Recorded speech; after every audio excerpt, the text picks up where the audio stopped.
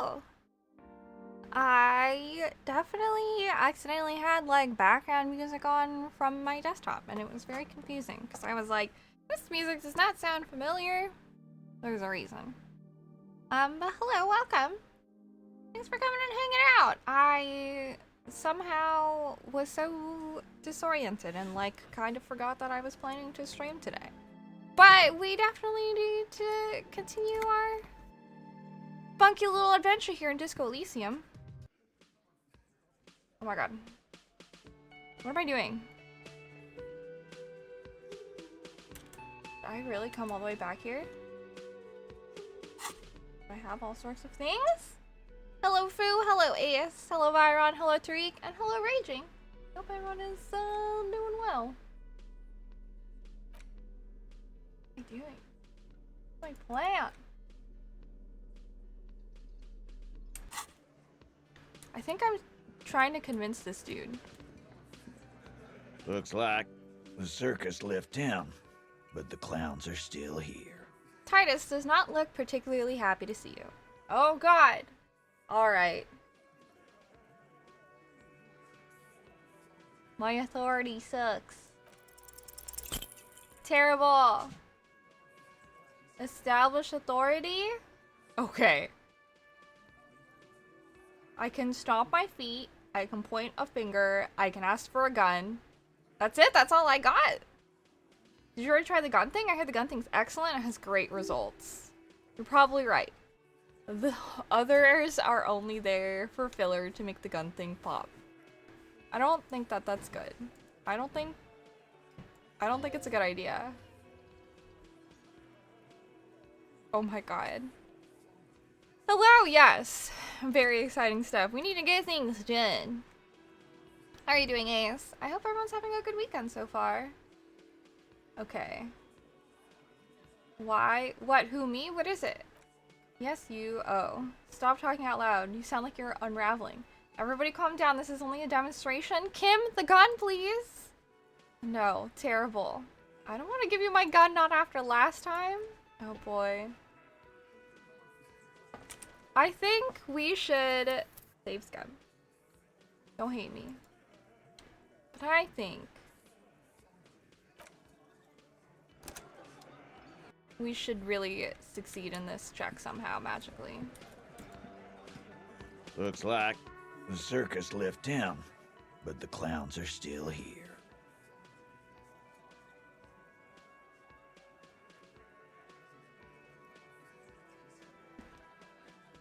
This is a really hard roll. It's a 17% chance, so.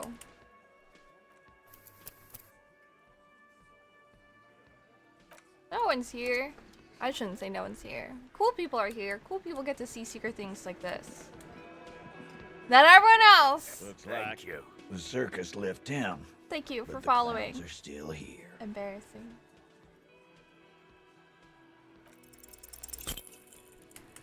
I know some people have talked about doing this. This is something that is necessary to succeed.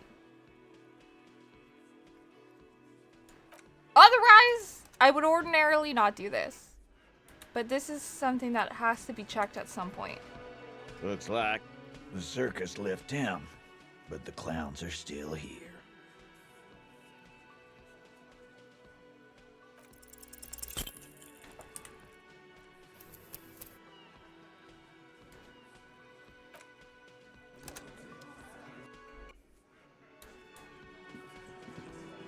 Yep.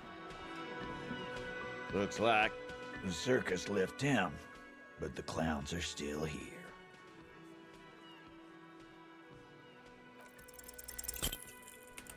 This is gonna take a while. Well, I'll talk about my day in the meantime, I suppose. I pretty much got up, went grocery shopping, and then watched a couple shows with friends and came back home. Looks like Been a pretty chill the circus Saturday. left town, but the clowns are still here. Hopefully everyone else has had a pretty chill Saturday or Sunday. I did notice that apparently Twitter is exploding. So that is pretty unfortunate. I don't exactly know what is going on over there. But Looks like the circus left town, but the clowns are still here. I also don't know what's going on in a lot of different places, so all I do is play my silly little video games. Hi, Mike! How are you doing?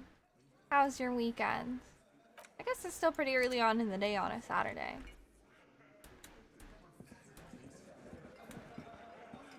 Yeah. Looks like the I circus know that left there's town, like but tweets the clowns are still here. capped on how many you can read, which doesn't make any sense. I don't know how it counts it. Like, what if you're like scrolling on your phone and you're on desktop? I also have a thing on desktop that like filters my tweets, so I only see what people post. And on mobile, there's been Looks such an like uptick the on like circus left sponsored town, posts. but the clowns are still So I block all sponsor posts that appear on my feed. So I'm blocking like hundreds of accounts a day on Twitter because they keep throwing them at me, and I like very aggressively don't want to see them ever again. So I block or mute them. So I don't know if they Looks still like count tweets the from circus people left you town, block. I don't but the know. clowns are still here. Pretty crazy. But yeah. I'm doing fairly well, I would say. Yes, we finally succeeded. Alright. As you look around this room full of sweaty men, swearing, drinking, spitting out tobacco. Does this look familiar? Where have I seen this before? You believe the place was called Precinct 41. It was also filled with almost exclusively men, sitting on desks, talking shit, and wasting time. Hi, Raging! Thanks! How are you? How are you? I hope good. I am, actually. Thank you for asking. And thank you for the compliment. I am actually doing pretty well. I bought myself flowers, which is always fun. I love doing that. And then I'm going to dry them, which is like one of my favorite things to do. I guess that's a hobby. I did also talk with a friend. I'll go more into that in a bit. Twitter's gonna end up being only advertisers advertising one another. It makes me sad because I love scrolling on Twitter to see like random stuff. I don't know why Twitter became like one of my favorite websites, but I guess like Instagram also kind of sucks. Twitter, maybe just because like I can mute accounts that I don't want to see, and it's just endless, and I can do that for like forever. And I can't like make anything else go away anywhere else as easily as I can on Twitter. Twitter, I am muting accounts or blocking them like every time I'm on the app.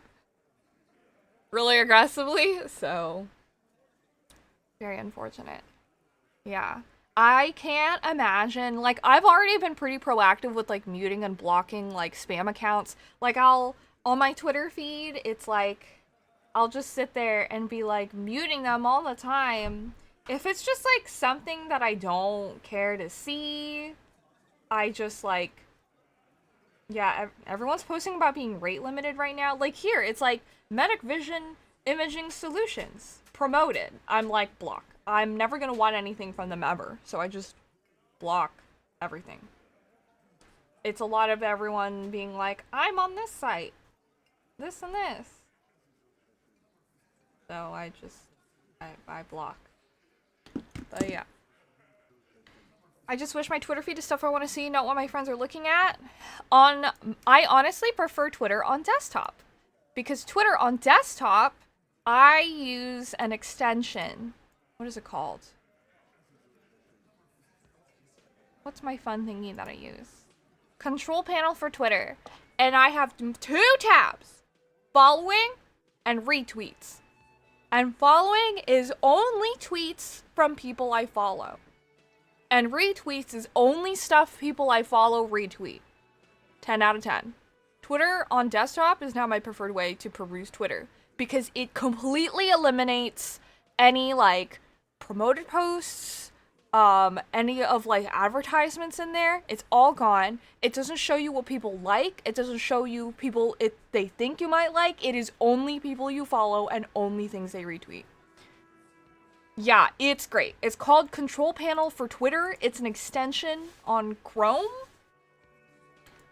And probably other things. I would highly recommend it. It might be weird to browse Twitter on desktop versus, like, on a phone, but it makes it significantly more palatable. So, Some of my friends are looking at adult advertised stuff. Wink, wink. Twitter is very public about things that, like, you like, also. Which can, I guess, you'll know more about your friends than you might want to, necessarily, because Twitter really advertises those things, but it is what it is. Hello, GD, welcome in. I need the tool you're using? Yes, control panel for Twitter. I'll send it in chat. It's great. Someone recommended it, I think on Twitter, saying it was really good, and I was, like, really sketched out about it, like, at first, but I decided to check it out anyways, and it really completely changed my Twitter experience. It's really, really good. I would highly recommend it. It's, like, free. You don't have to pay for it or anything, you know? It's not, like, stupid, so it's highly recommend. Copying and saving, yes.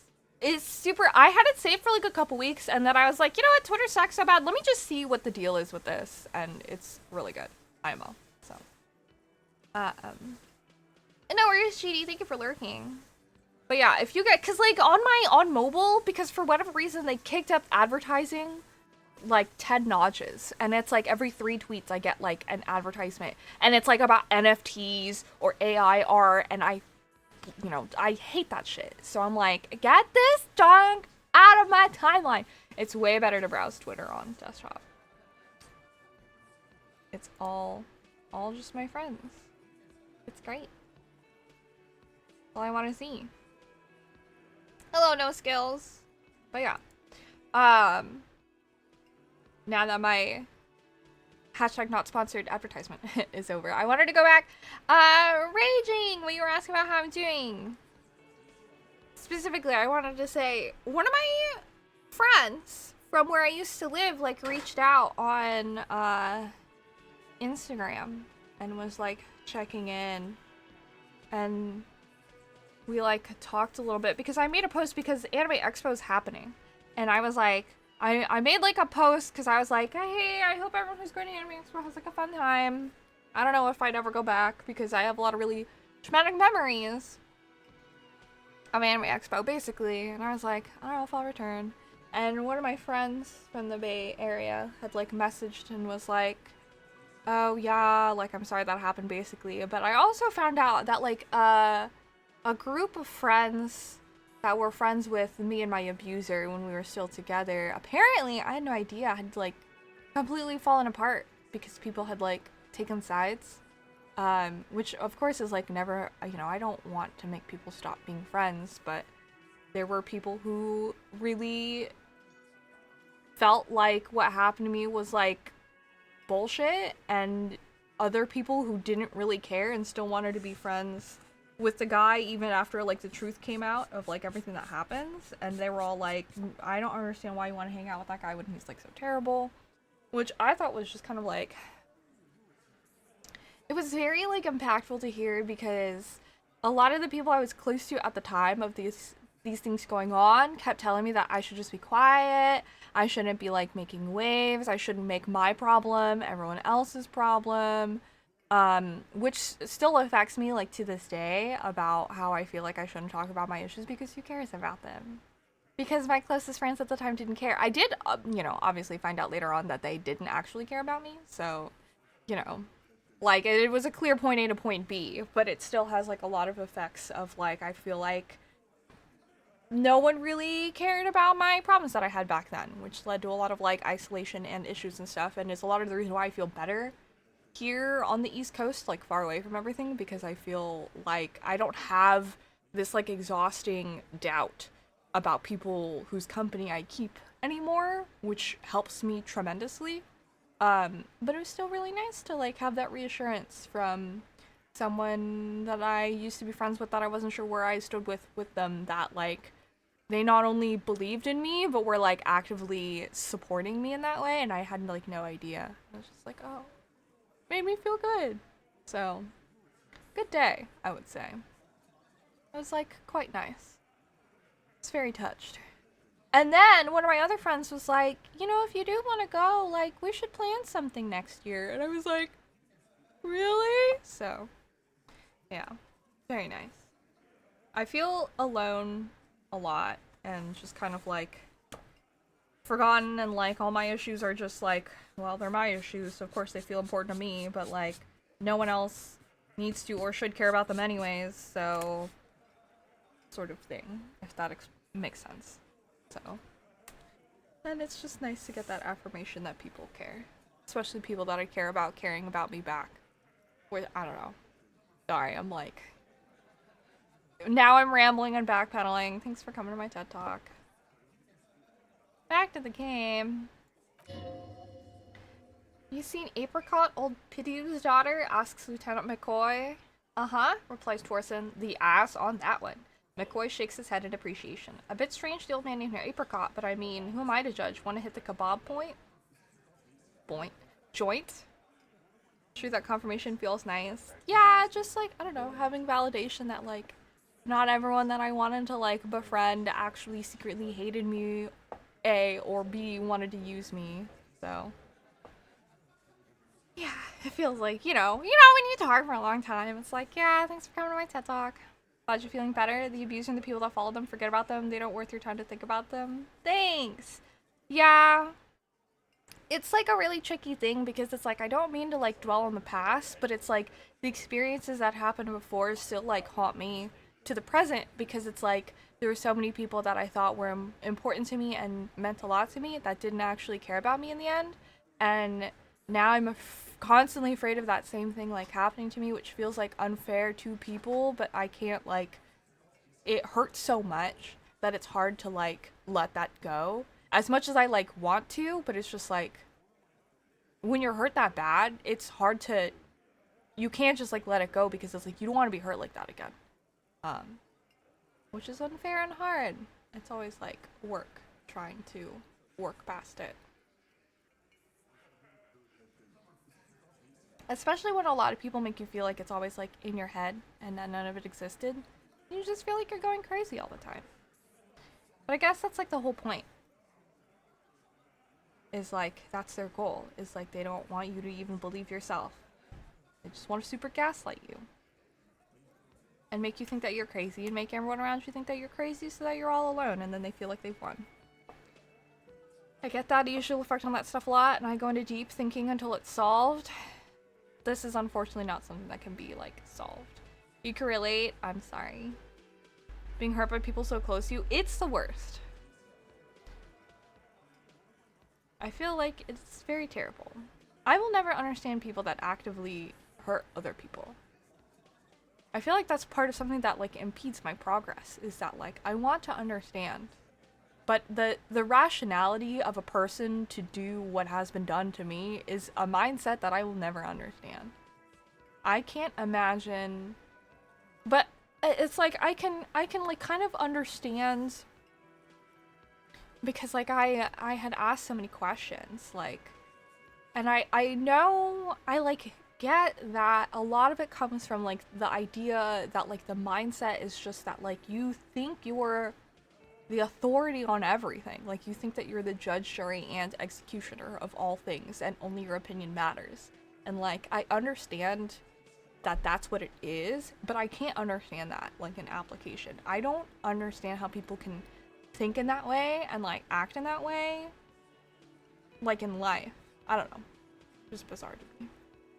But thank you, No Skills. I am also hoping I can go to more future cons. I went to one with a friend last October for like a day, and then I went to another one basically a month ago at this point. Thank you, GD. And that was a lot of fun. I went with like some really close friends. And I did enjoy that a lot. So maybe next year I will try to go to Anime Expo. I feel like that's what's going to be really difficult for me. I think it'll be a lot better because I'll be with like a group of friends, but like going back to that environment is like one thing, because it's like being in a similar environment really reminds me a lot of like the things that happened. So that's like really stressful, but like also going to Anime Expo will also be like really tough because it'll like directly there were a lot of traumatic things that happened at that event. But but having safe people, I think, is definitely something that helps a lot. And the exact scenarios won't occur again. It's impossible for them to. Or similar situations, because it's like, I'm not hanging out with those people anymore, so. That's why I keep my circle small. Yeah, I feel like I definitely have like a significantly smaller group of friends. Chat headpat, you guys want headpats too? Here you go. Never been to a con, kind of wish I'd been to at least one. I would recommend going. They're a fun thing to experience, especially like with friends. It's worth it to go and like look. Will I be going to Otakon later this month? I don't think so. I don't really have the money for it. I was thinking about it and I kind of would have liked to, but I am going to a wedding in a couple days. Today's Saturday, so Sunday, Monday, Tuesday. In 3 days. So scary. I need to start packing. I will probably do that tomorrow. I'm going to some close friends' wedding. The same people I would go to Anime Expo with next year if that happens. But flying is so expensive and everything, so all my money's going to that for now, and then I'll save up. But I was thinking maybe in the fall if there's like something. Like, I don't know. So probably not Otakon. Maybe, I don't think I'll go to NYC because tickets are so expensive. They are so expensive this year.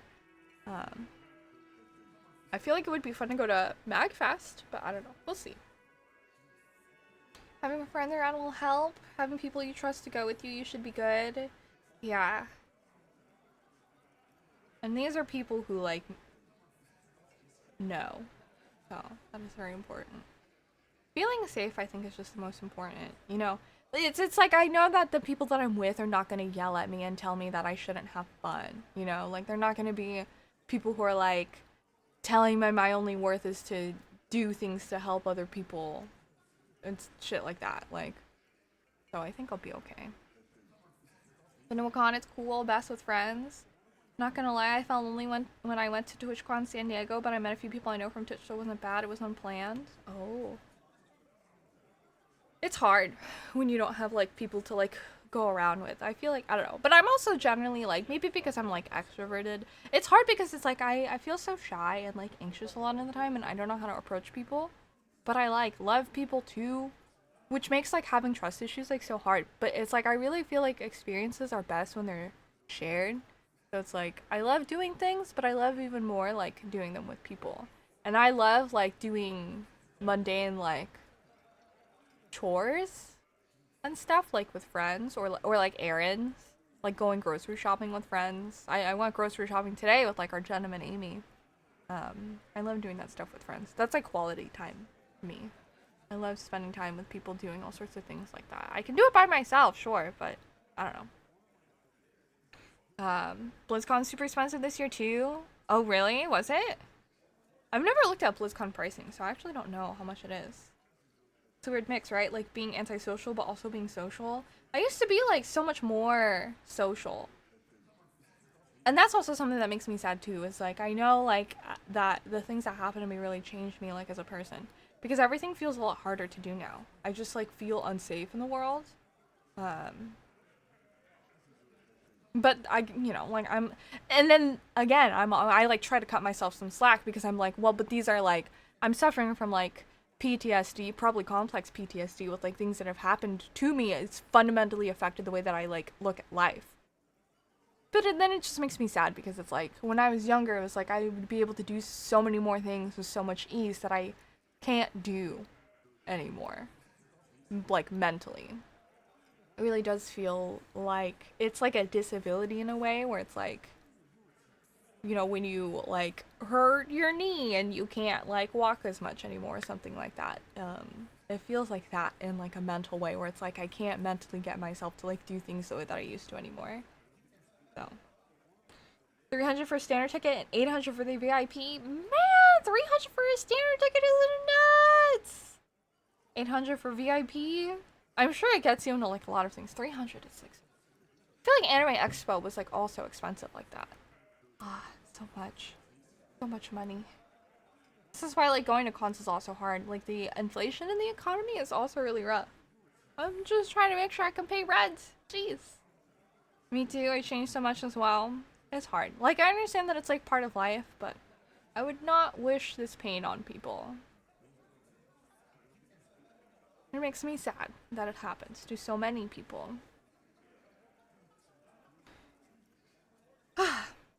Anyways, Disco Elysium, I get it, Titus. You guys really are the authority around here. Hello? Huh? You must be. You're just like real cops. Drinking beer and sitting around with your dicks in your hand. He leans in. You got a problem with beer now? Not quite there yet. Push on. Oh boy. Each of these is so scathing. Hello, Nike. Hello, Beats. AX was $195 for all 4 days I had go, but I didn't got a place to stay nor got the airplane ticket to fly there. Yeah. Well, the thing is that, like, AX, the badge is, like, the cheapest part. Airplane tickets are, like, so expensive. And then hotels are also so expensive. Well, hotels, like, the most expensive because it's in downtown LA. Nike, Twitter's, like, broken right now. Elon Musk limited the amount of tweets people could read. I used to want to be in groups and be social, and then I would act like a clown, but some people took advantage of me, and I'm not going to name names, and I got tired of it, so I'm very strict to who I trust and let in these days. Yeah, I feel that. I wanted to befriend as many people as I could, because when I went to an anime convention for the first time, I felt like it was the first place where, like, I could be truly understood by people, where it was like, you know, we all had this common interest in, like, anime and video games, and that, like, people maybe ostracized us or thought we were weird because of things that we liked. So I liked befriending people because it was like we all had these things in common and we all had this like shared experience. And like for me, there was like someone at my work who I didn't get along with specifically. And I was very like with like a lot of people, I was like, oh well, let me like take you under my wing. I'll introduce you to all my friends. I can help you with like cosplaying. Like you can room with me at conventions. I'll show you around. Like because like they didn't attend conventions the same way that I went, and I was like, well, I have a lot of fun, there's so many things that you haven't done, let me show you. And it's like I felt like I introduced her to like all these people that she probably still hangs out with now, like her entire friend group, like all these people did all these things for her. And like I did this with like a bunch of other people too. So then like when shit went down for me, I thought, you know, that they would like, because we were friends, that they would have like my side and care about me, because I cared for them and like helped them out and we were friends. Like whenever like she was down, when she had like boy problems and stuff like that, I'd hear her out. And like when she was upset with someone, like I would take her side. But then like, especially towards the end of our friendship, I started hearing about how she would get upset if I wanted to cosplay something she wanted to cosplay. And then when she went down, it was like she was like waiting for my downfall in a way, because she started like framing me for things and treating me like crap. You know, just sucks when you do a lot for people because you care about them and you want to help them out, and then they actually don't care about you. Sure sucks. It really makes you not want to trust people in the same capacity, which is like a shame, because I feel like, you know, I feel like it's a good thing to want to trust people, but some people really just ruin things for a lot of people. He broke Twitter? Yeah, it's been posted in the tech channel in Discord.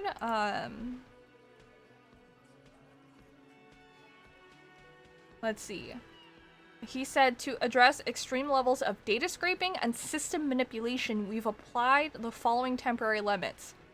Verified accounts are limited to reading 6,000 posts a day. Unverified accounts, so like a regular person, are limited to 600 posts a day.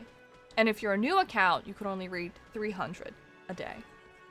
But if you verify, aka get Twitter Blues, aka pay, you can read 6,000 tweets. So the regular people can only read 600 tweets, which if you scroll mindlessly on Twitter, you can hit that like really easily. But yeah, he broke Twitter.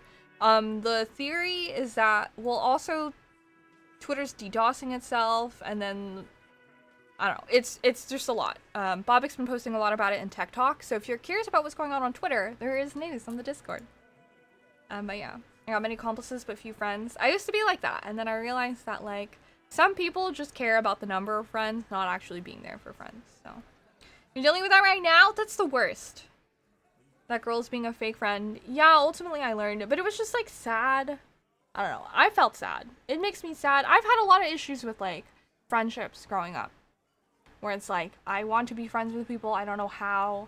I feel like there's something like I don't know. It just doesn't make sense to me because it's like I do my best to like be there and like be nice and support a friend, and I never understand when this sort of thing happens where all of a sudden like people hate me because it's like for the longest time it was like I wouldn't understand and I would be like, why would someone hate me when I haven't done anything to wrong them? And it took me a while to learn that like some people don't need a reason to hate you. Some people will hate you anyways. Some people just like will not like it's not a, you know, it's not something that's like your fault. It's just the way that some people are. That was like kind of like a tough thing because it was like I for a very long time thought that like, you know, if you're a nice person and you know, you treat people well, you can all get along. But like that's definitely not the case. It's like a very naive way of like looking at the world. And I never really thought of myself as naive, but I didn't really like factor in that like some people can just hate you or project jealousy onto you and just not actually care about you because of their own personal issues, which is tough, but people are like that and it's really important to acknowledge that.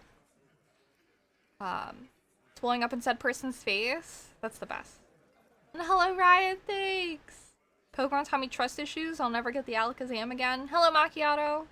Wish we can be your friend, but I know it won't be happening since your past experiences. It's hard to trust strangers now. I feel more comfortable, like, trusting people. I don't know. Well, not necessarily trusting people, but, like, talking with people, like, on the internet, especially, like, on Twitch. I don't know. I feel like that's why, like, I feel safer, like, on my Discord and, like, hanging out with people. I do like going on here because it's, like, I can't go to, like, a convention anymore the way that I used to. But I what I do like about like Twitch streaming is that I do still feel like I can like come on here and like talk with people and like kind of like be understood. You know, because it's like I wouldn't.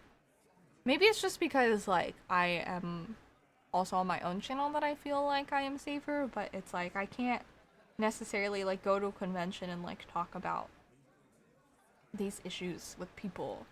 Also, I don't know. Is that weird? Like, I do still want to be friends with people, but it feels so difficult. And I'd like to get to know people more. I feel more open, maybe because it's like a different environment, and I'm just used to being approached a certain way at conventions. But some people are just fucked in the head, so you can't apply logic to the situation. Yeah.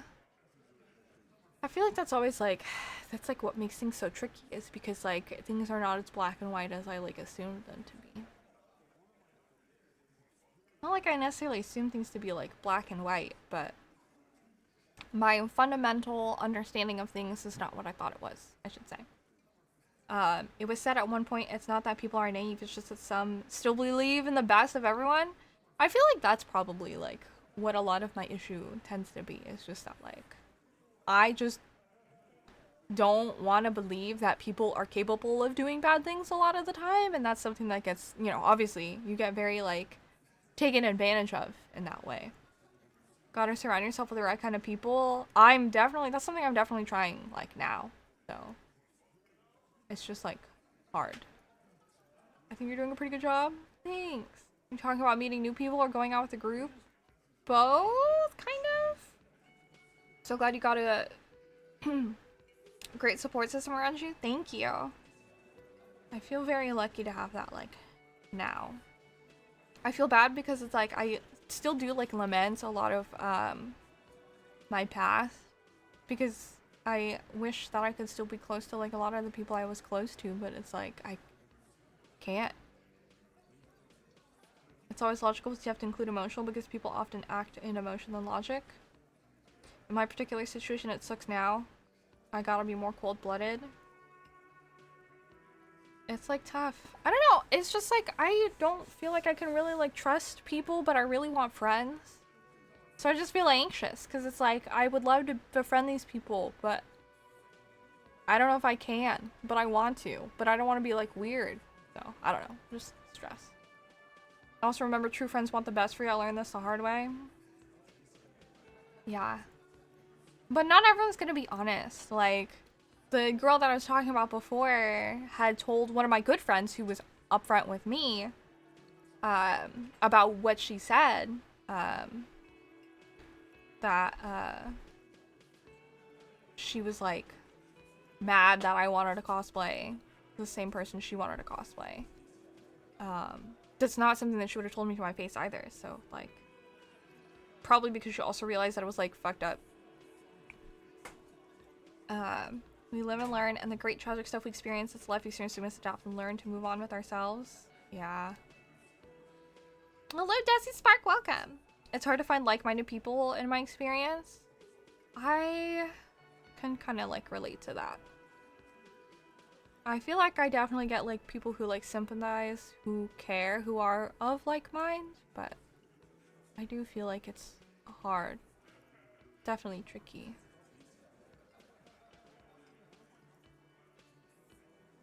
And then like when you do find like-minded people, like they might not necessarily feel the same about you. Like even if you care about them a lot and you feel like you like really get along well with them, sometimes they don't feel the same way too. You know, like it's so hard. This RPG called Life can be a grind at times. Yo, for real. Bro, it's weird when someone's mad that you want to cosplay the same character, like chill. Yeah, exactly. Like it doesn't matter, you don't own the character. It's like, it was just like very like childish behavior. I should have like realized. I was told that in like August or September. And then I think maybe like the February or no, because I had invited her to my birthday party. I don't know, maybe like June, so almost a year later was like maybe I think when I realized that like she betrayed me. She had taken a conversation that we had when I was upset out of context and sent it to my abuser. I've mentioned this before, to like encourage him to harass me on the internet. And part of me feels silly because it's like that was like a red flag right there, but I looked past it like a fool. Is it bad to want revenge? I don't think that it's necessarily like bad. I feel like it's human to want these things.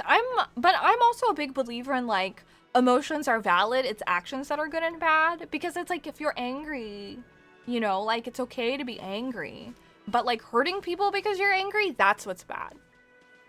That's when anger is bad, because for the longest time I wouldn't allow myself to feel angry because I felt like it was bad to be angry. And then I learned that it is not anger that is bad. It's how you express your anger.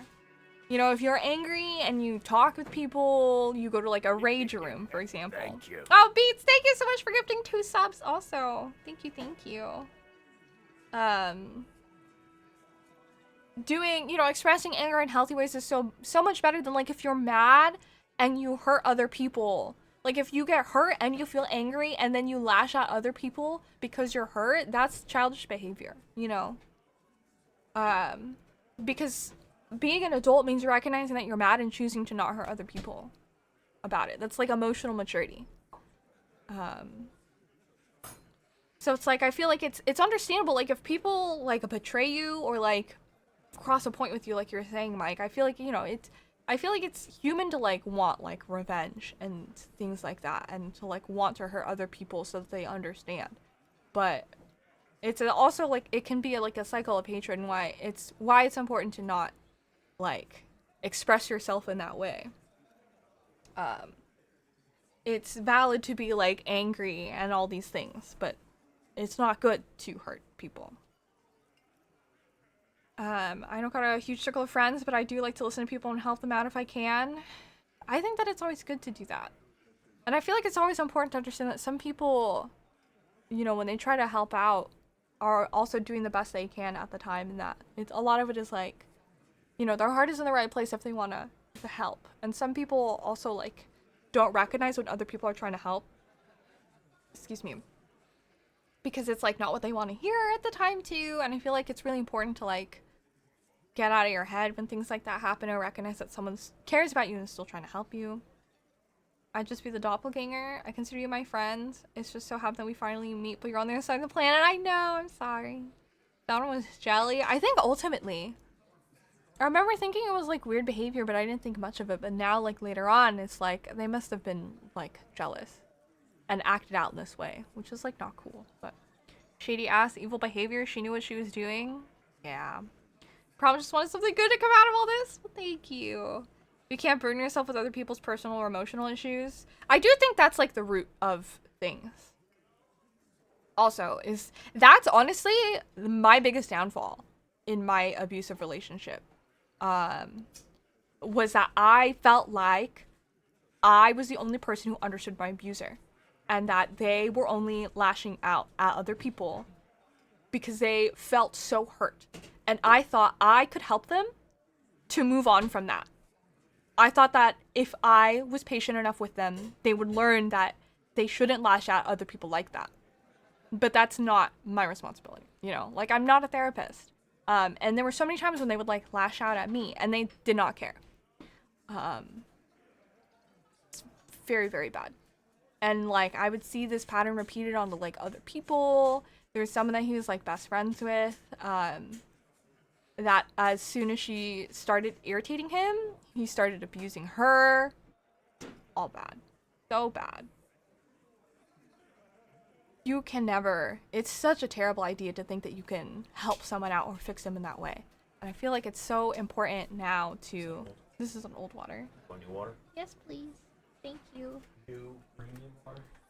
Nice ice cold water.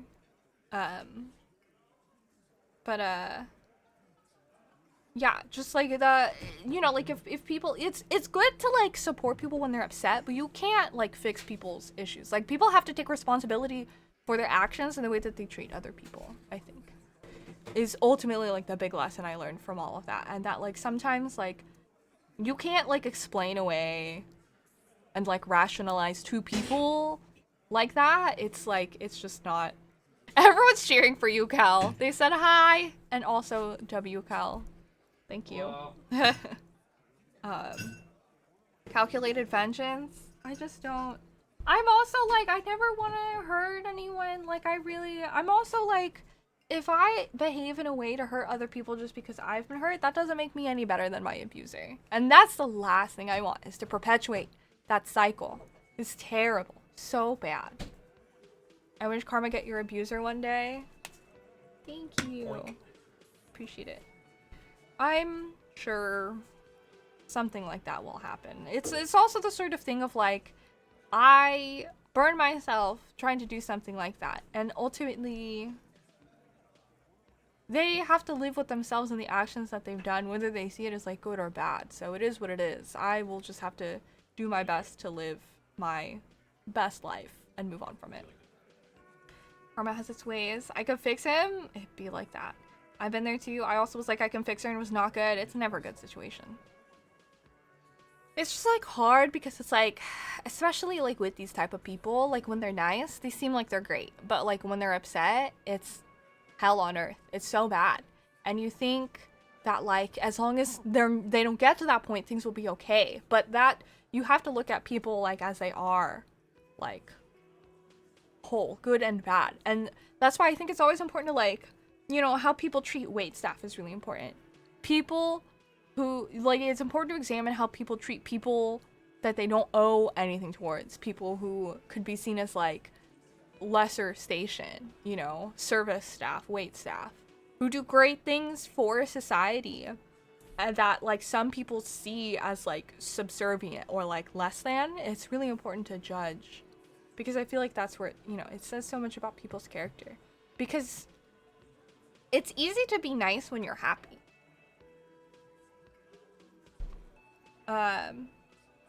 W Cal giving out cold water, what a win. Hi Cal, we want cold water too and ice cream. He'll offer you ice cream.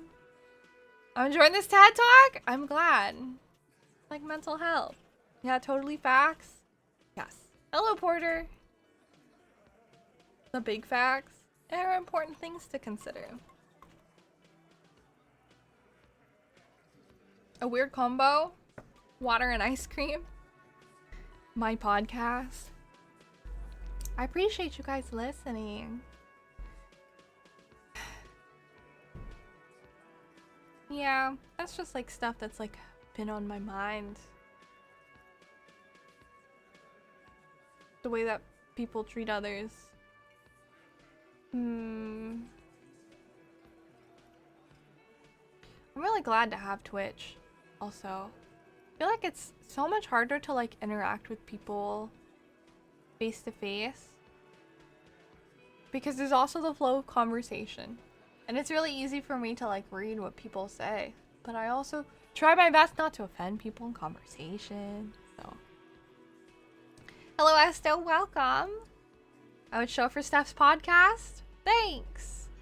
A water ice cream float, ice cream and fish sticks. Hi KJ. Listening and learning. Oh, thank you for listening. As for real, we talk more than we let you play games, so sort of our fault. Hey, I mean that's like completely fine. I started Twitch streaming because I wanted to meet people. Because I knew I could talk about video games and like hang out with people. And that's all I really want. When I started doing content creation, I was told like, I have to know why I'm doing it. And for me, I knew, and it still hasn't changed, is like, the reason why I like create content and do things and have a presence on the internet is because I want to meet lots of people and I want to help lots of people, even despite like everything that's happened. Like the big crux that I always like come back to is just, I feel like most people are really lonely. I feel like loneliness is like an epidemic. Like despite living in such an interconnected society, I feel like not everyone has, you know, super close friends. Not everyone feels really understood. And I think it's really important to have and provide these spaces. This also intersects with why community building is also really important to me. Because I think it's really important to have these spaces and meet people and just chat and get to know people. And talk about things that aren't talked about a lot because there's like stigma about them. And it's also why I talk about like healing and things that happened to me because you know, if I don't talk about it, maybe someone else will think that they're suffering like alone, which may not necessarily like be true. So I feel like it's very important to do these things, and it's also why I continue to do what I do. It's why I would like cosplay and post on like Instagram to like meet and chat and hang out with people who, you know, even beyond just like anime or games that we like, just like life in general, like life struggles that we all go through with, things that we can connect and talk about are the most important to me as individuals, as humans. So I appreciate you guys being here. I like Twitch too because sometimes I meet people like you. I'm glad. That combo makes the water and ice cream look better. You meet usernames of people. Shout outs to meeting people through gaming. For real. Chatting is more convenient. People can write and read chats instead of relying on ears, listening, and mouths working sentences. Also, there's the eye that tries to keep track of facial expressions and other social cues, so I can empathize as well. That chatting is more chill. Oh yeah. 100%. I don't know, there's something about it that's easier. I do also really like that, you know, like Twitch a lot of the time tends to be like the extroverts tend to be the ones that stream and the introverts tend to be the ones in chat. I feel like that is also a really good balance because then it's like everyone gets to dictate their level of participation. I really like being able to like socialize and be animated on camera and like talk with you guys because I feel like I'm still connecting with people, but I also don't have like the anxiety of interacting with people necessarily like face to face, but you know, face to face in this sense. And then you guys get to decide how much you want to interact as well. This is my therapy session for free. I'm glad you feel that way. It's a blessing to attract a community that are truly interested in one another. It legitimately is. Every day when I wake up and I look at my Discord and everyone says good morning to each other, it makes my heart so warm. I love it. And I do have a Discord. Let one of my mods know. We tried to take care of the Discord as well. to try to not like let random people in that don't really hang out. We like more grounded people to like come in and hang out.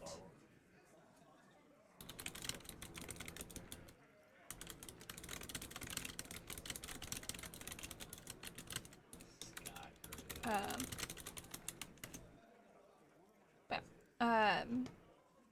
nice. Appreciated. I appreciate you guys. I've learned a lot about spirit banks, so there's that from your streams. Listen, I try to be a source of knowledge in as many ways as I can be. We appreciate listening to you and trying to help. Of course. It's a two-way street. I appreciate you guys. It means a lot. Excuse me.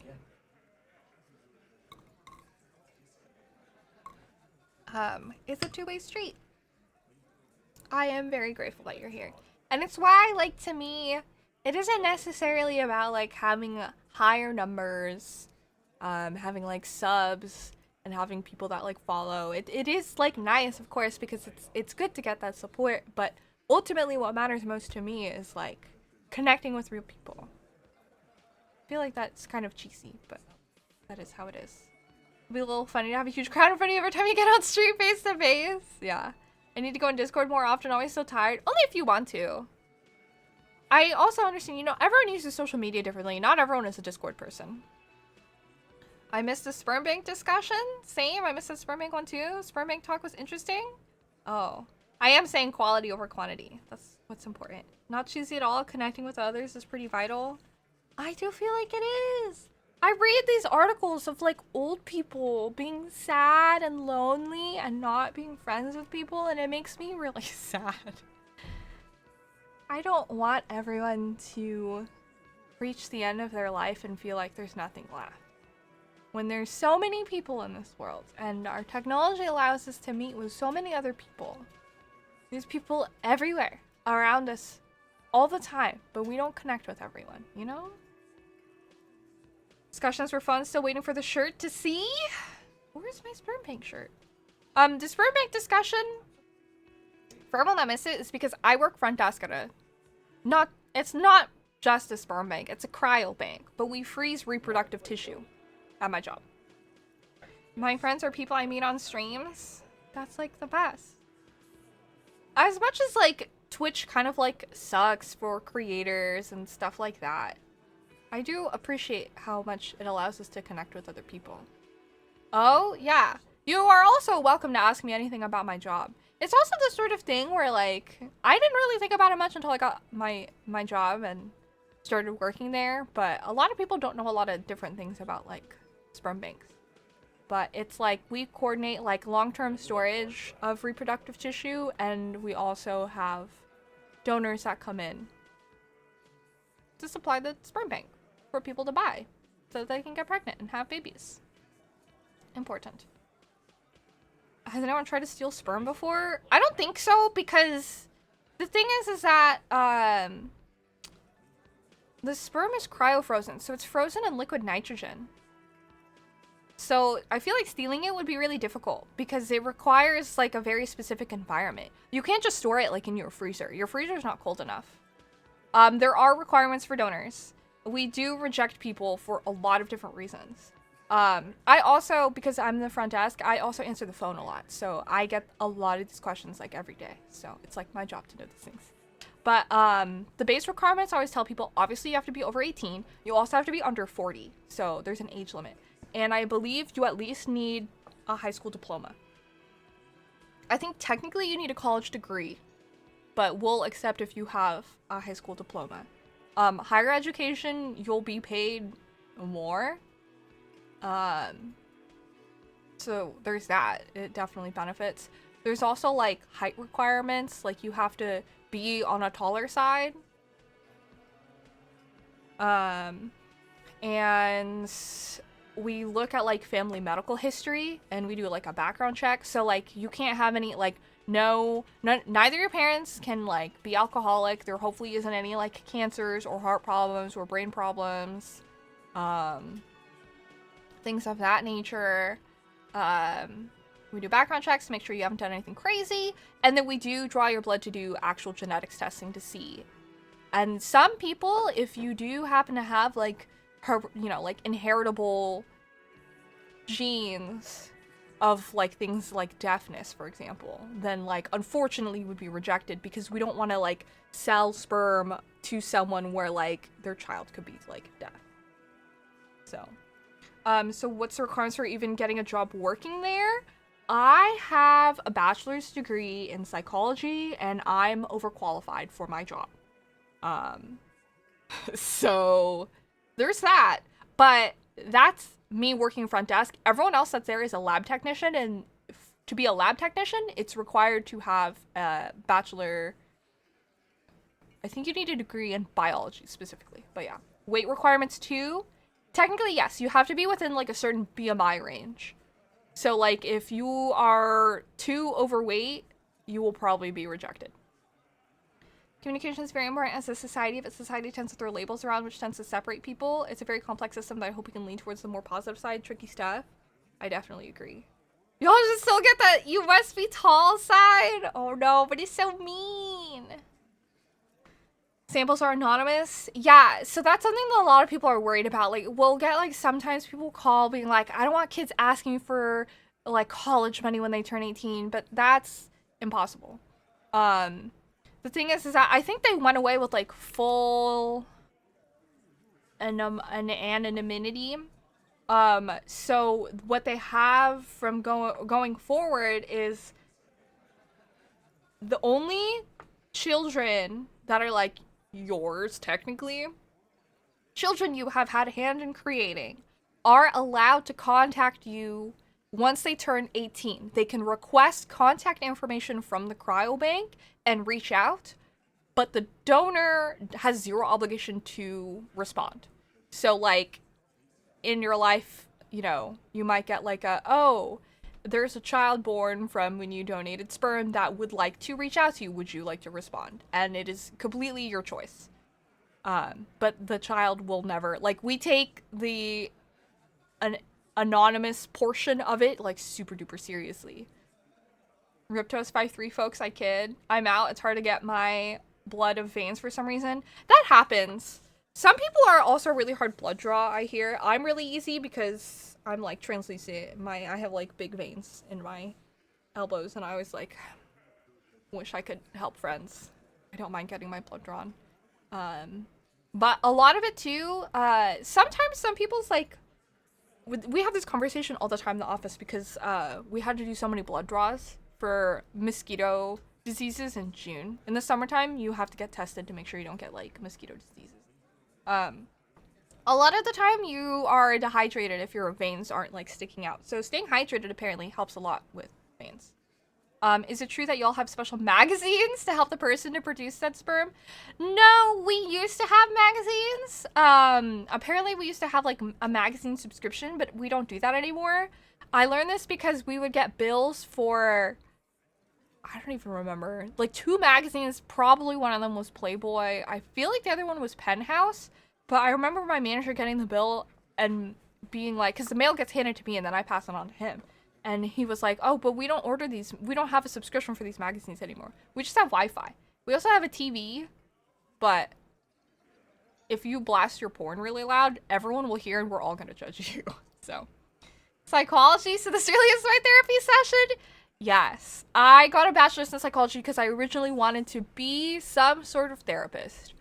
But I love all things related to psychology, and I found it very difficult to pick one particular field. And because I also, cosplaying when I was in my college years was also like my biggest hobby, I felt like I was meeting a lot of people who wouldn't necessarily have the means to even go to therapy. So I felt like I would reach more people talking generally about psychology in general spaces than making myself exclusive in a therapist way, if that makes sense. So that's how like that all happened.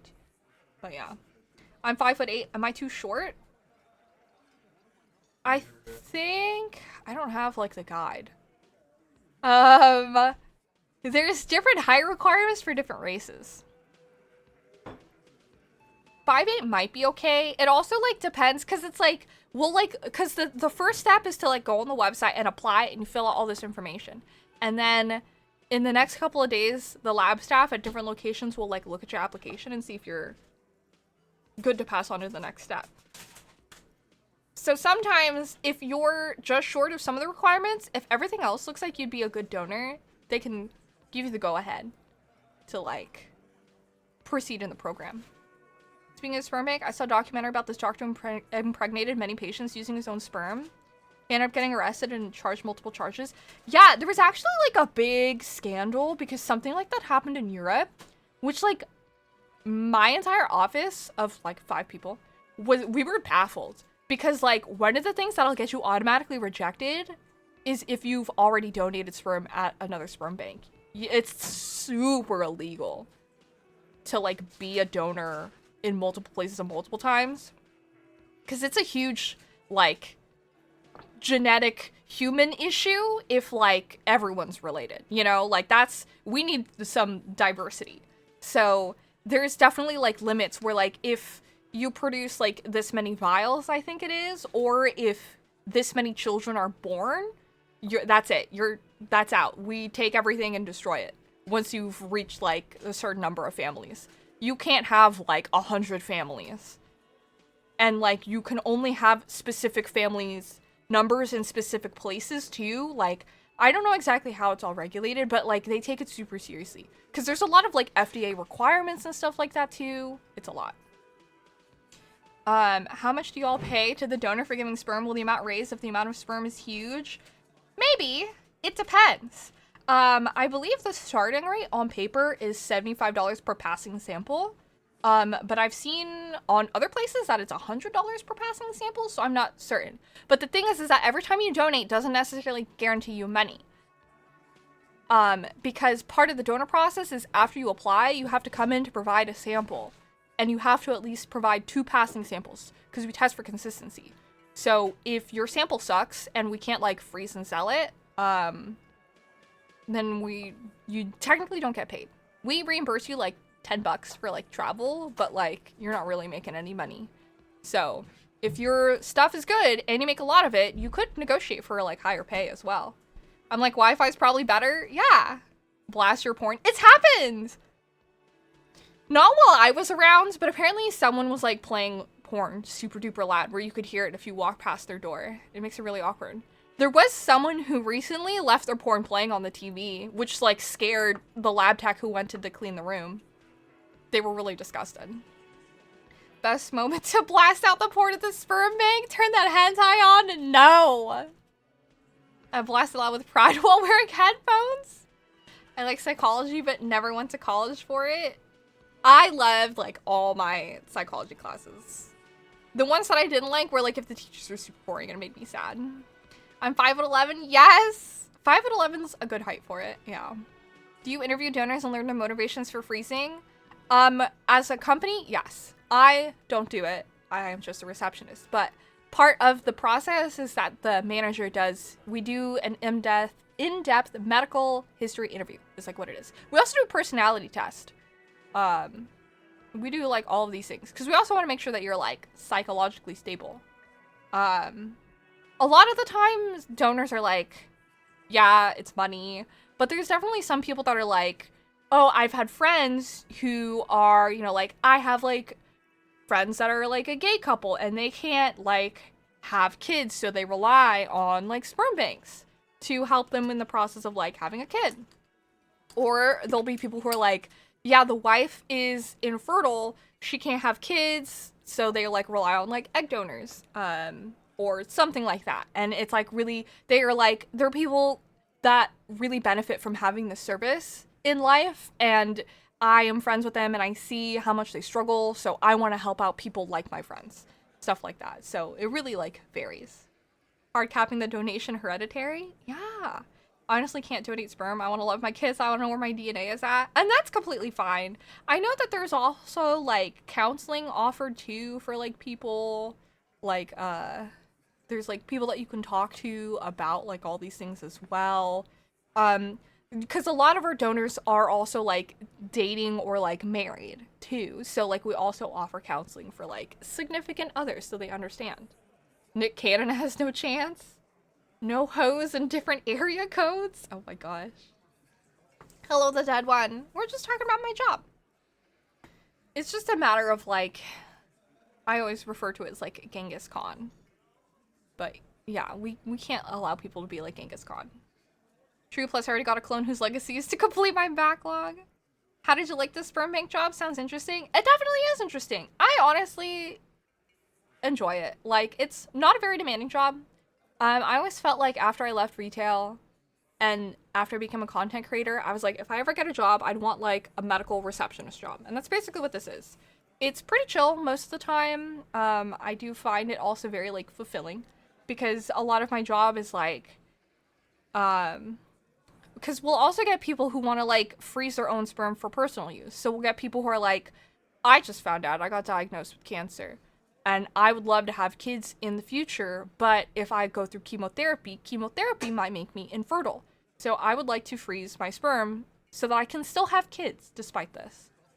So it's nice helping people out, or there will be people who are like, I'm going on hormone therapy, but I feel like I would still want to have kids that are genetically mine in the future, so they want to like freeze for that. Or people who are like, I'm having a vasectomy and I know there's a chance that this could make me infertile for forever, so I'd like to freeze sperm to have kids in the future and not have to worry about it like in the like short term, things like that.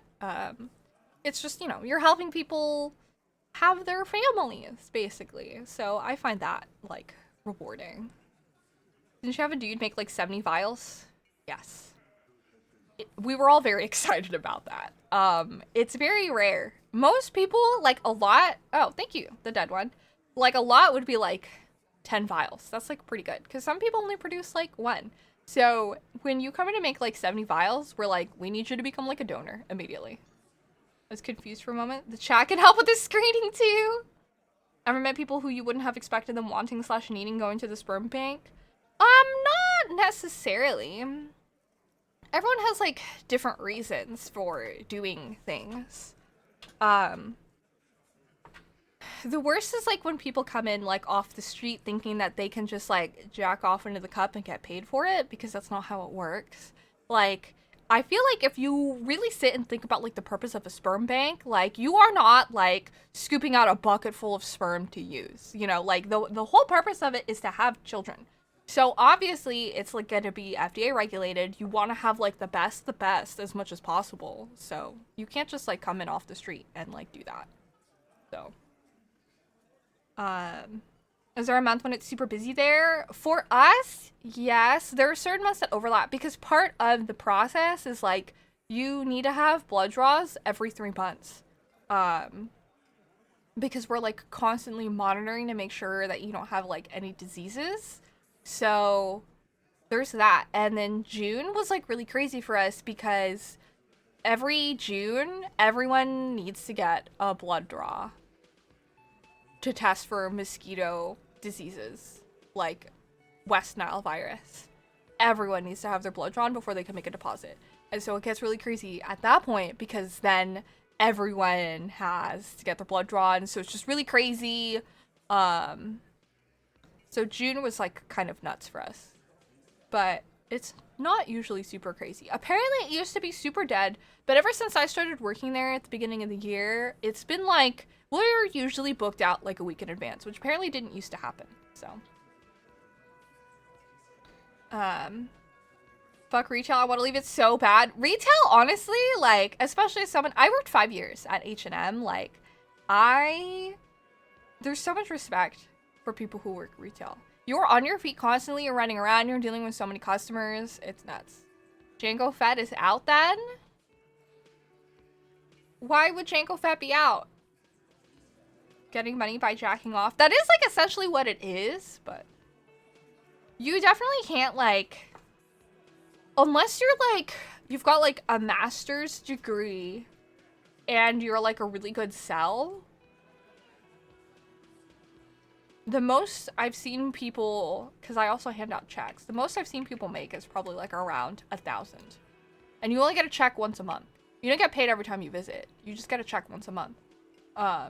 So I don't think it's even enough to live by. It's a good, like, side job. Most people make, like, 300 to 600, which is a nice, like, bit of pocket change. But in terms of, like, real-world money, like, that's not anything to live off of. Scooping out a bucket, thanks for that image. You're welcome. You thirsty? I know, I'm talking a lot. Pretty funny because in Scarface on the PS2, you could walk into the sperm bank and make money, and that's not how it works! That's a lot of money for sperm/egg. Egg, I'm sure, is even more. We used to do egg donations in the past, but I don't think we do anymore. So I don't know what that's like, but I know eggs are like, you could make a lot of money if you do donate. But yeah, there's a lot of money, honestly, in the sperm banks. There's so much. There's also, like, because I'm, like, a transfer coordinator and I also deal with clients, there's another program we have where it's, like, it's called the Directed Donor Program, where you want someone you know to be a donor for you. So it's, like, if there's, like, a lesbian couple and they want, like, one of their brothers to donate sperm, that program is, like, minimum $6,500. So much money. It's almost cheaper to just buy sperm.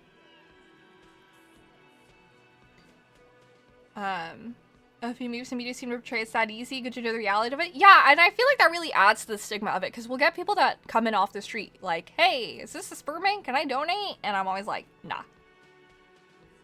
Gallons of money. There's a plasma center near me and they charge a lot for plasma, but I heard the procedure is long and sort of painful. Yeah, we get a lot of money who are like, a lot of people who come in trying to make money fast, but like it takes like a month to 2 months to like fully become a donor and like be paid for it. It's definitely way better to donate like blood or plasma if you're trying to like make a quick buck, because that's more universal. One of their brothers, wait, yeah, like if it's two lesbians and they decide they want to have kids, and they want to do IVF.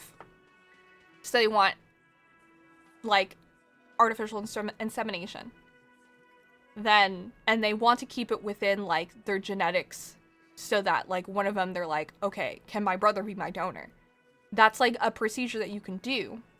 But it's such an expensive process. Because there's a lot of, like, testing that's, like, involved. Because of FDA regulations, so. But yeah, it's a lot. But like buying like a vial of sperm, depending on how it's like prepared as well, is like also like probably close to $1,000. I don't know how much it is, but like it's also expensive. And that's just buying like the vials, not counting how much the fertility clinics will charge you for the procedure of getting actually pregnant. So there's a lot of money that goes into it.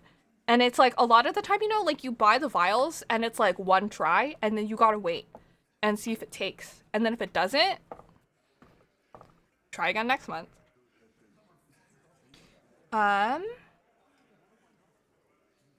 They want fast money, they start recycling bottles, cans for money. Oh yeah, excuse me for being graphic. It's totally fine.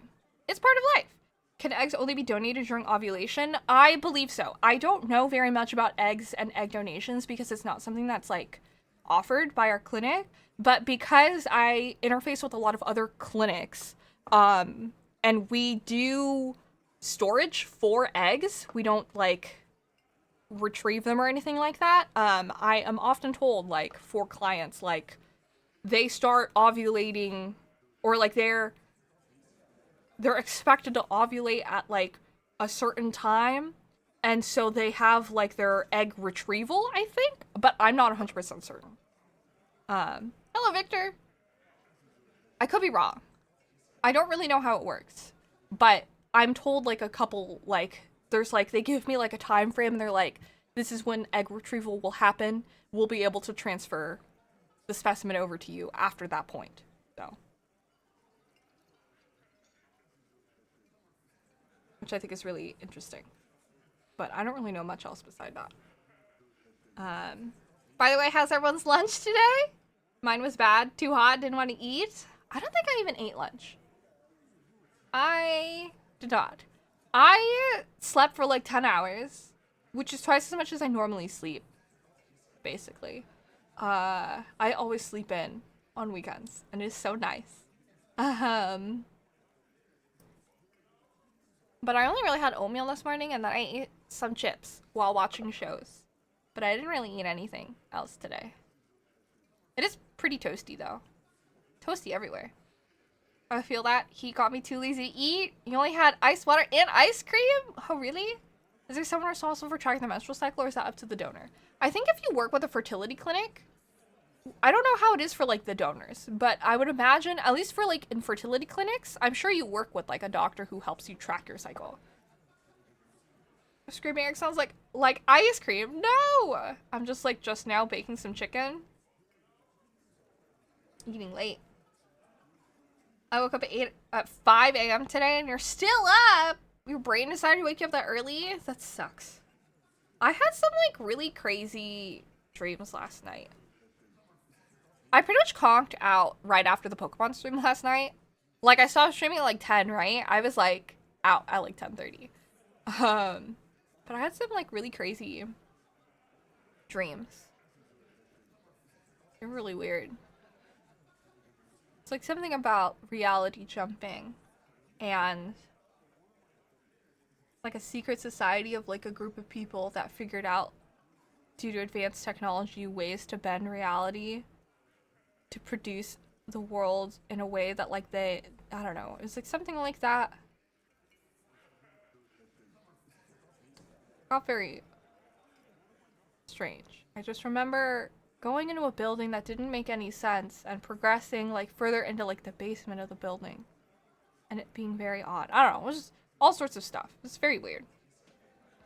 Can you bring your own porn material to help produce sperm? Yes, totally. Does the sperm have to be produced in the clinic? Yes.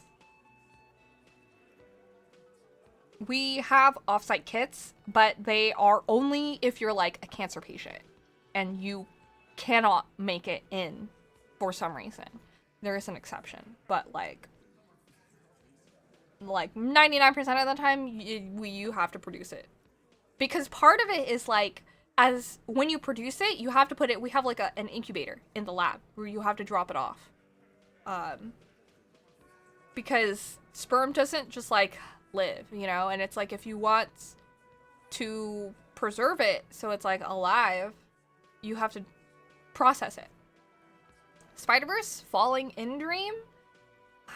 It was, like, different. I don't know. It was, like, we were trying to figure out, like, what was going on in the dream, and I just remember, like, in the building, like, gravity didn't make any sense. And I remember, like, seeing myself, but it was, like, seeing myself, and I, like, remember having the knowledge of, like, seeing myself in other dimensions, but I couldn't see myself because we were looking for someone who was specifically, like, messing with the fabric of reality in that universe. So we were, like, digging deeper into the building, and it kept, like, breaking the laws of physics and getting really weird. But the weirder things got, it was, like, we knew, like, the closer we were getting to one of the people that was behind all of it, but we were trying really hard not to be, like, found out by them. But that was, like, impossible. They, like, found us immediately. And I remember it was, like, because, like, they were in control of, like, the fabric of the reality, it was impossible for them not to know. And I remember being, like, chastised for thinking otherwise. There was, like, a specific, like, phrase that was said in order to, like, send us back outside of the building. I don't know. It was crazy. Dreams are so crazy. I love them. I used to try to control my dreams, but I'd let my dreams and brain go with the flow. They're nuts. I have some, like, really convoluted dreams sometimes. I'm trying to recruit you to the X-Men. Oh my gosh. I don't know.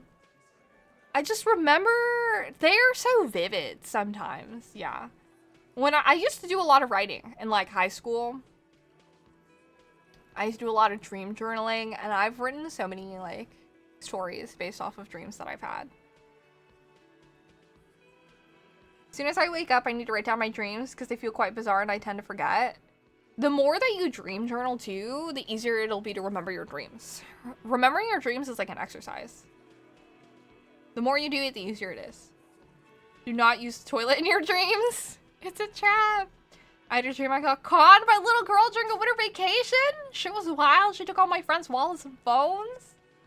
Damn. She sounds like she had a very successful run. Sometimes they're like so crazy. Sometimes they're so vivid.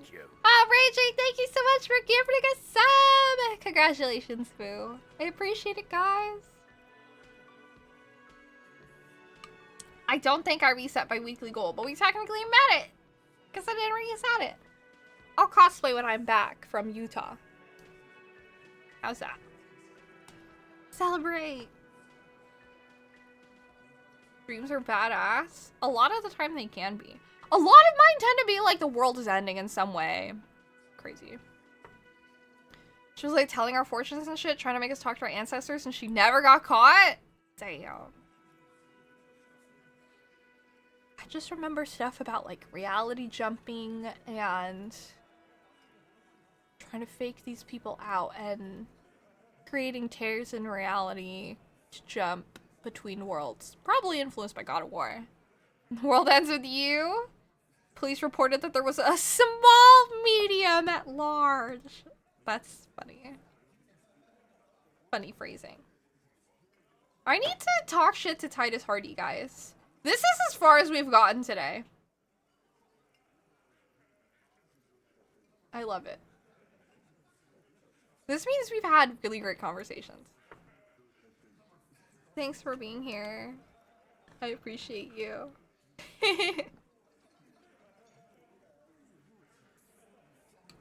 Do you guys ever have like recurring nightmares?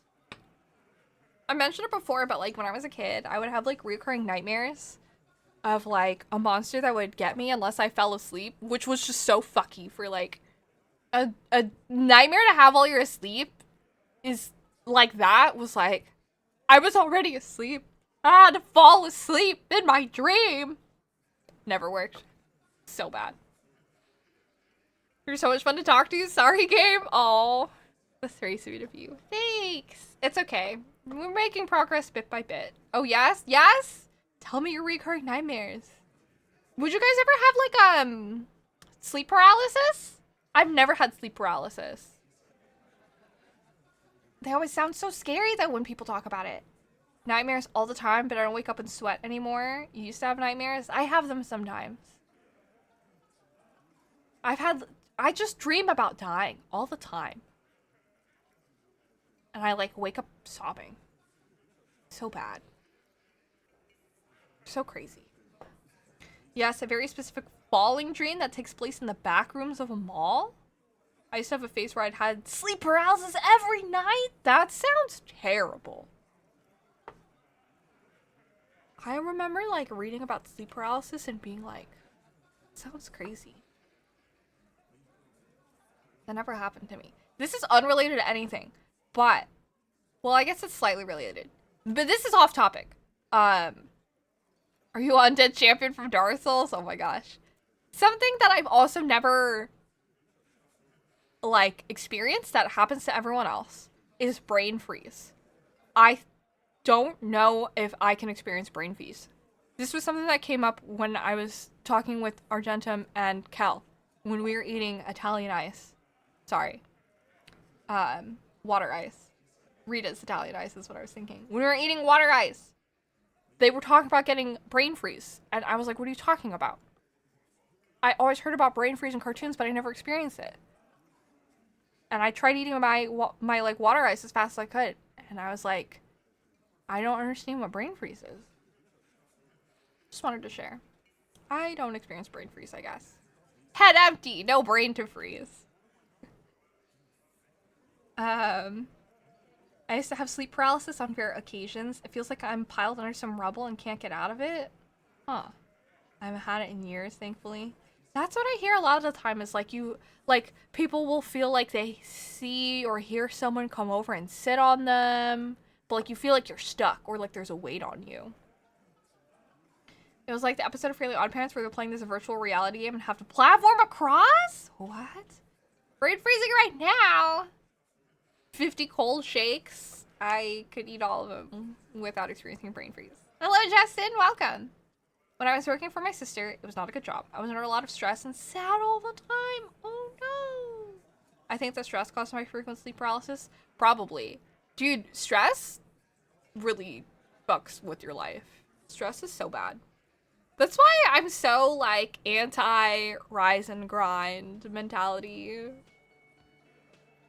That's why I love, like, retweeting all of the, like, anti-rise and grind stuff that's, like, sleeping, being, like, a sleepy, eepy little bug and stuff like that. How's progress going in Disco Elysium? Very slow. We've just been having so much fun talking about all sorts of stuff, though. When we talk about mental health stuff, this is all the progress we made today. I came over here, started talking to the student, and we're right here. But yeah, we were talking about, like, mental health stuff. I was talking about, like, friendships and communication and stuff like that. And then we were talking about my job for a while. I love talking about my job because everyone always has so many questions. And now we're talking about dreams.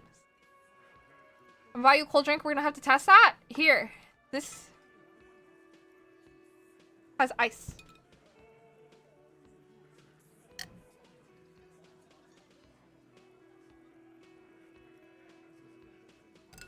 Colder than that? I was about to chug this whole thing.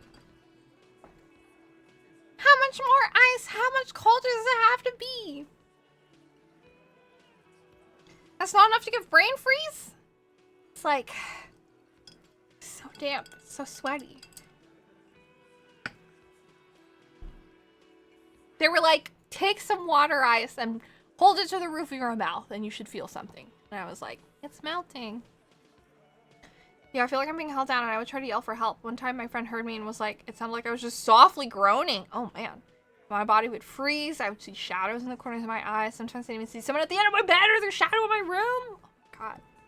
I feel like this game is good for talking with chat. This and like Danganronpa. It's really easy to like pause. A frozen drink? Fill that whole glass with ice? Okay. I think it was just easier with water ice because it's literally like, you know, ice and syrup.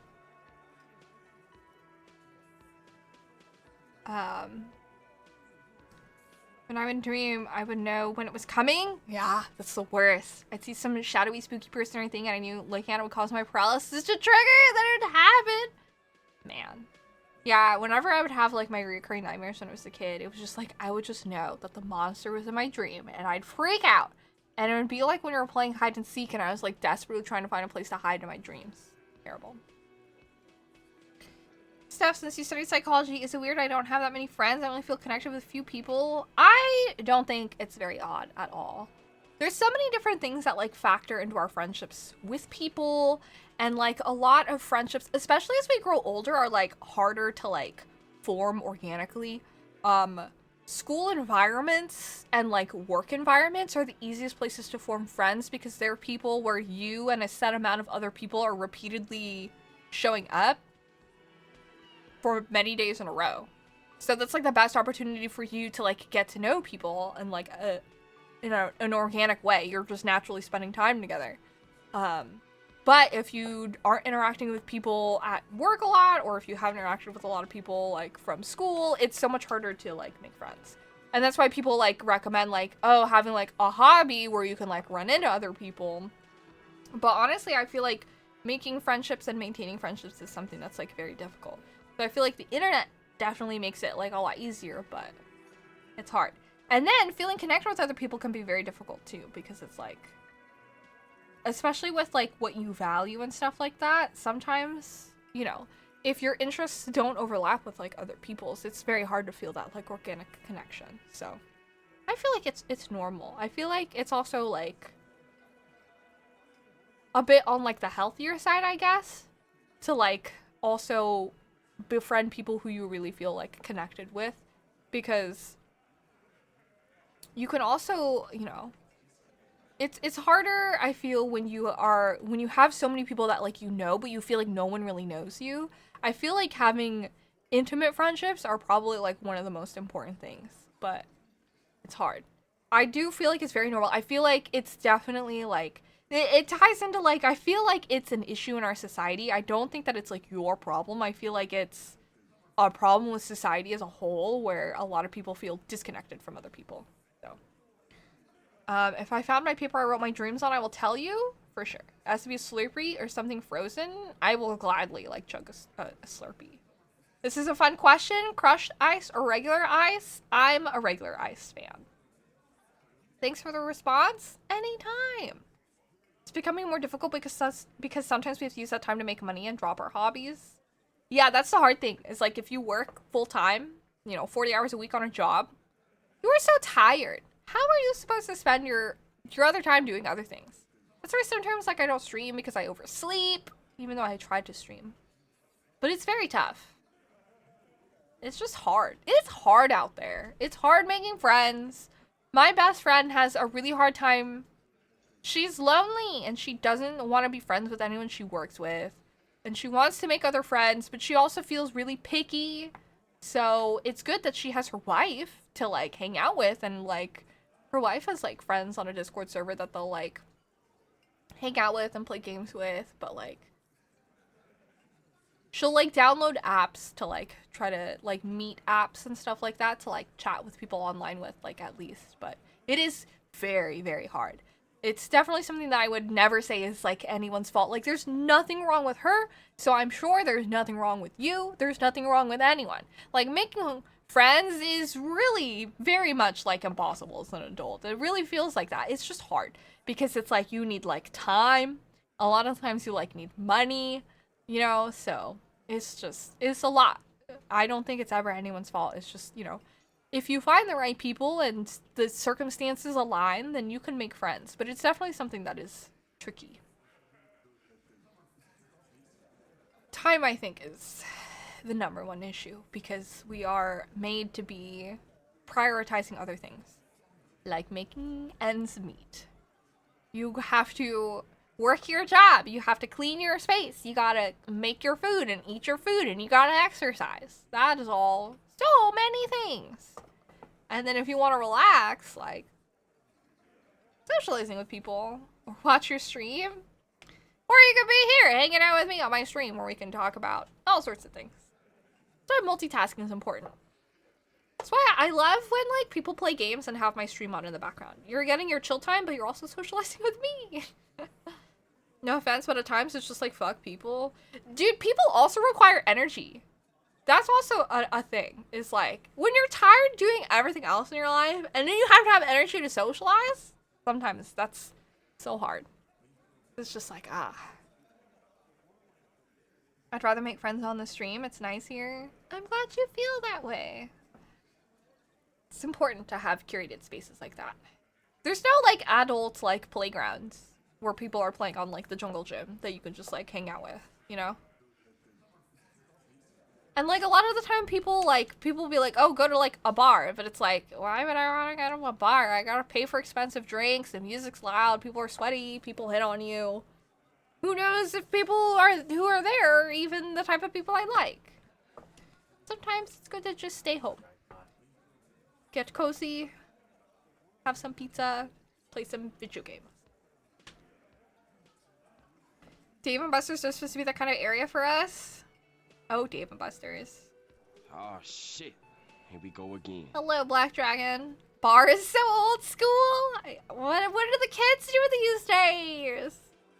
I used to go to round one, but I went to round one just to play games and then sometimes play crane games. But I'm also so like, I don't want to approach other people, but I also want friends. I feel super like I have a tsundere approach when it comes to friendship. Bar isn't a fun place. Too much money. Go to the club? Do people go to the club?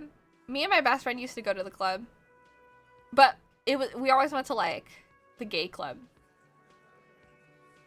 And ignored everyone else.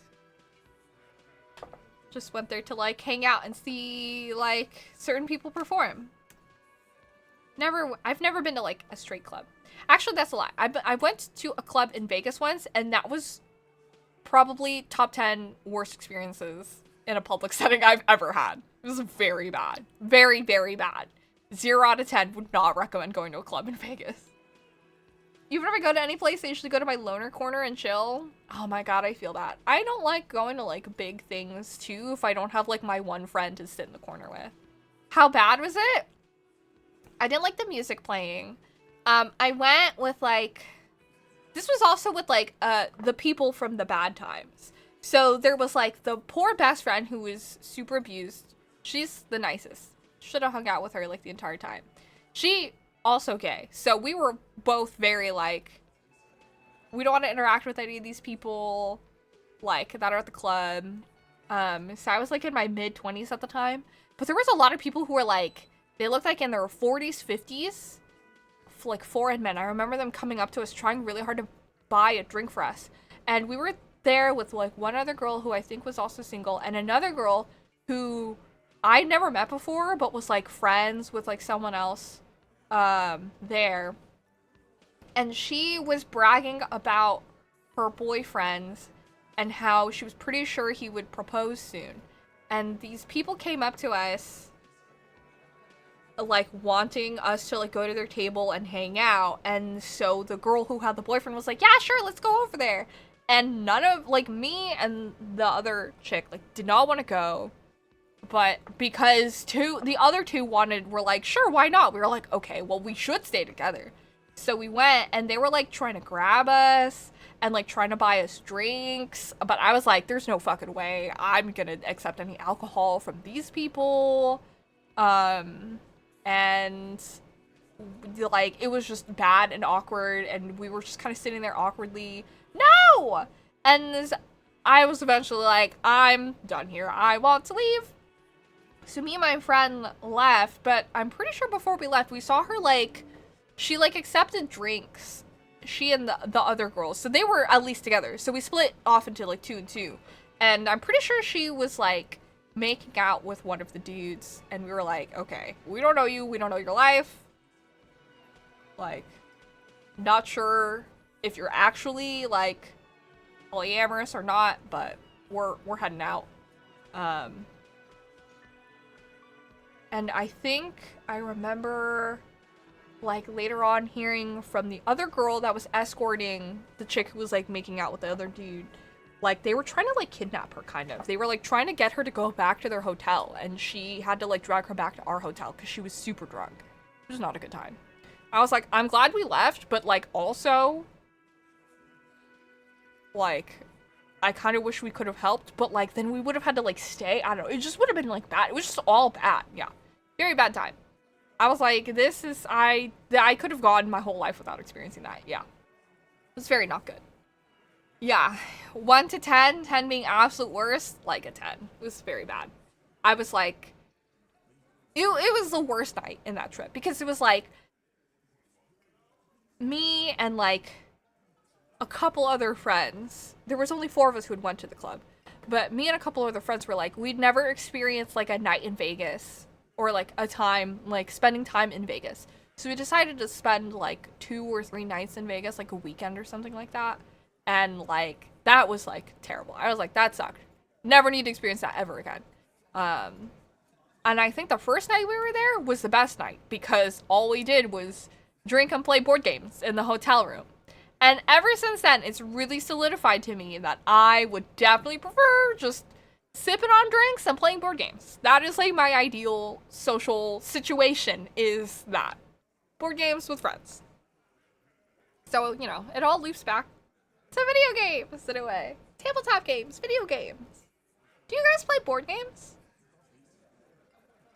You missed the story? Hello, Danny. I can give you a TLDR. Men twice our age hitting on us at the club. Made me uncomfortable. I left. Me and another person left in our party of 4. The other 2 people decided to hang out with them. And of the 2 people, one of them saved the other person from being like kidnapped to their hotel by the end of the night. They came back at like 3 in the morning. Monopoly? Long story short, no clubs for Steph. Yeah. After that, I was like, I don't like the music. I don't like the people. There's nothing for me there. I miss my youth, not because I was younger, but everything was so much cheaper back then. I love board games, even the toxic board games. What are toxic board games? I miss the board game age because negligent parents. So I try to catch up by hosting a D&D campaign soon. D&D is good. There's a fair amount of people, at least the people that I am friends with. My sister loves board games, and her friends love board games, and Argentum, and Amy, and all their friends also love board games. Monopoly and Uno? Guys, there's so many more different board games. There's Clue. There's Catan. Uno's not even a board game. What? Uno's not even a board game. Well, it's a card game. Cal was saying Uno's not a board game. It is technically a card game.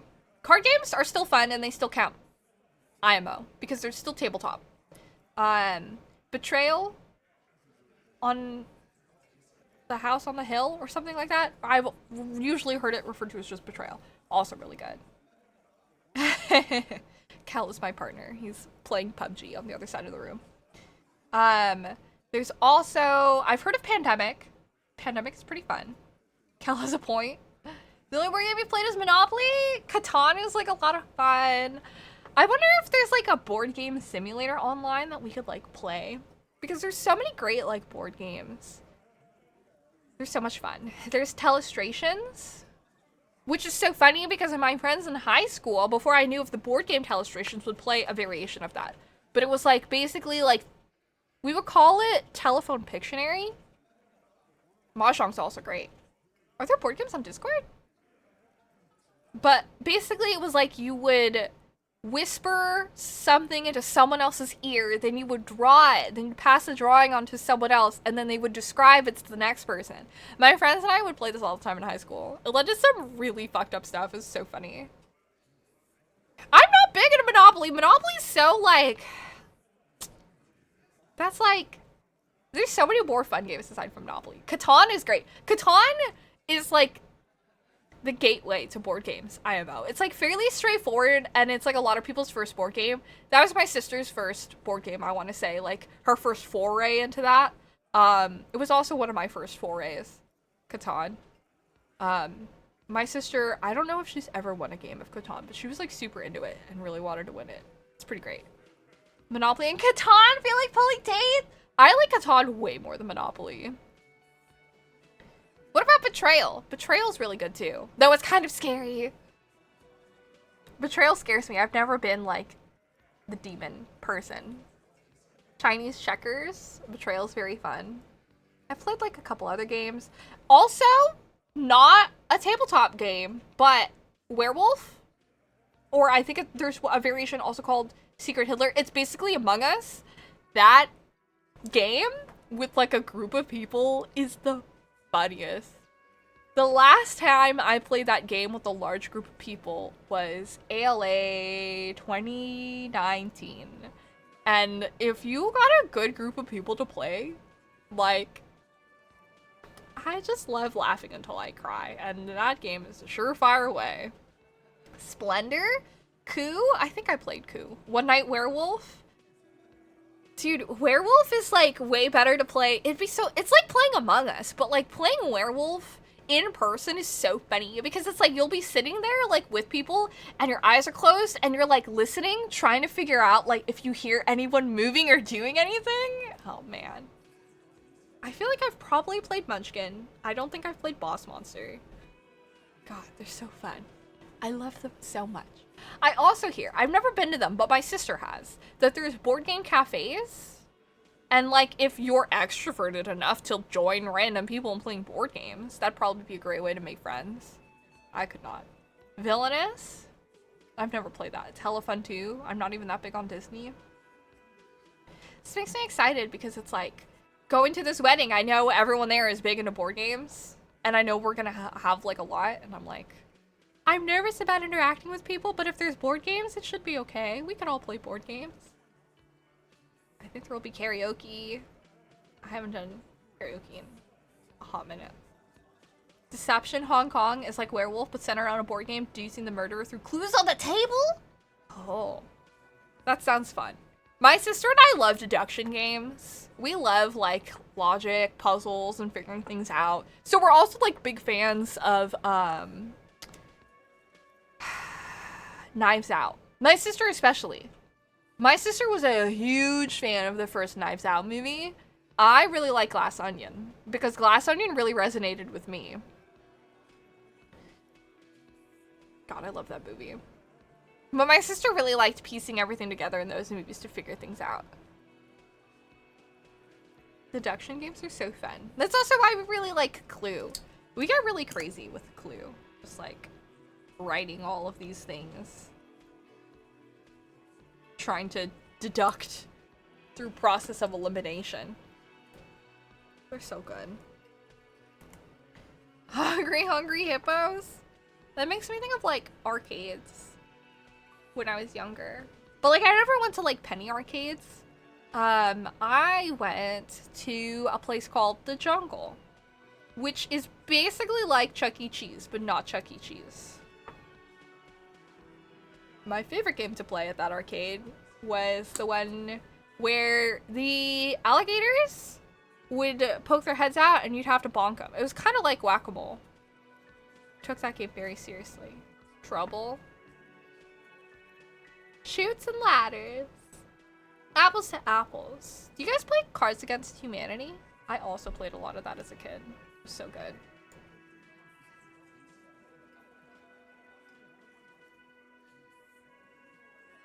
We'll do...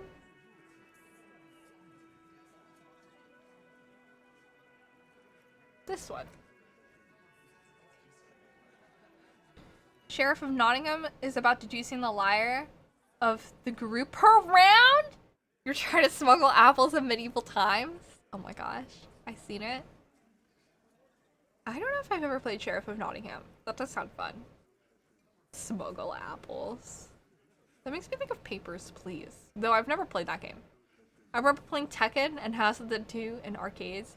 Dude, I love playing the House of the Dead games at arcades. I remember my dad had taken me to like a... It was like Boomers. I don't know if you guys know those places, but they're like the places that have like the go-karts and the arcade and mini golf usually. There's usually places like that with different names. My favorite part was always going to the arcades and playing House of the Dead. Papers, Please is good. I watched it. I've heard it's a good game, but I've never checked it out. I love House of the Dead and Time Crisis. I don't know if I ever played Time Crisis. I definitely love playing House of the Dead though. Okay, the option I eventually basically wound up choosing was I'm also a big fan of beer and jerking off instead of helping people.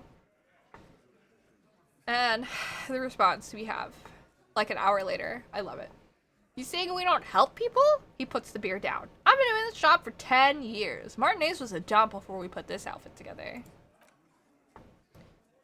Hello, Baker. I only briefly played House of the Dead 4, but you remember 2 because of the ending?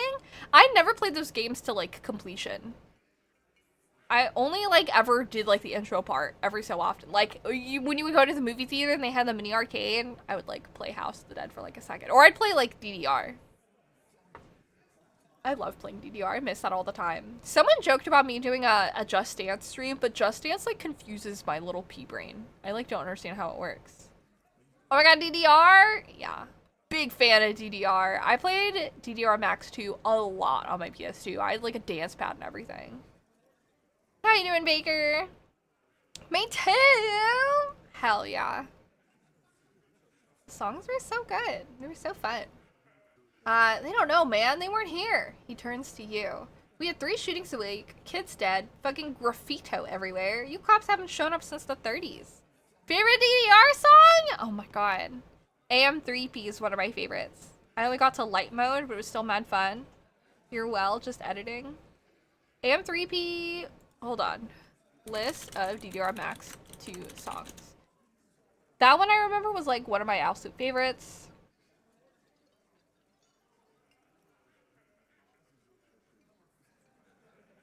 Let me see. Paranoia was always good, but scary.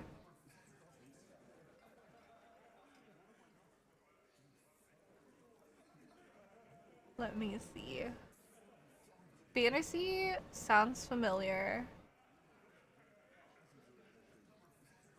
They had DDR at TwitchCon. San Diego, how are you today? I'm good.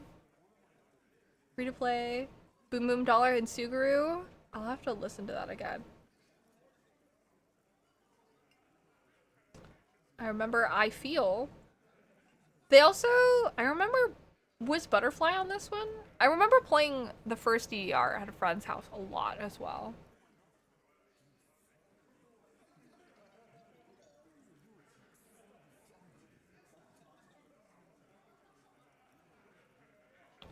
Let's Groove, also great. Let's groove tonight. Butterfly's still classic. Suguru still goes hard. What else? Twilight Zone, maybe? Healing Vision I remember being really good, but also very hard.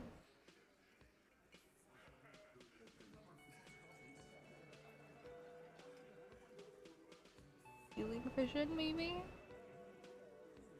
Paranoia. Yep. I'd have to listen to it again. It makes me sad that I only had Max 2. I always wanted more VR games. The people destroy that game are impressive? Oh yeah. When people are super good at DDR, oh my gosh. It's crazy. I don't know how. My brain. It requires so much coordination. They're so good. Did you guys play Max 2 or did you play other games as well? I miss rhythm games. Congratulations on the graffiti removal. He turns to Titus. All I see is you sitting around talking about Monica's titties while there's a rape victim. So what? What do you want from me? We took care of that fuck. He picks the beer back up. Welcome back, GD. Don't let him drink that. One more push, quick. Just don't antagonize him. You have this already. Thank you. Gosh, this is also sad topic in game. One day I wish to own a wholesome DDR setup with a metal dance pad and just use that for working out. It's a good workout. And thank you, GD, for subscribing. 38 months, let's go. You stopped at Max too. Let's Dance is not the same. Yeah, Let's Dance is like something completely different. If there's something I'm awful at, it's rhythm games. They're so fun though. How are you doing, GD?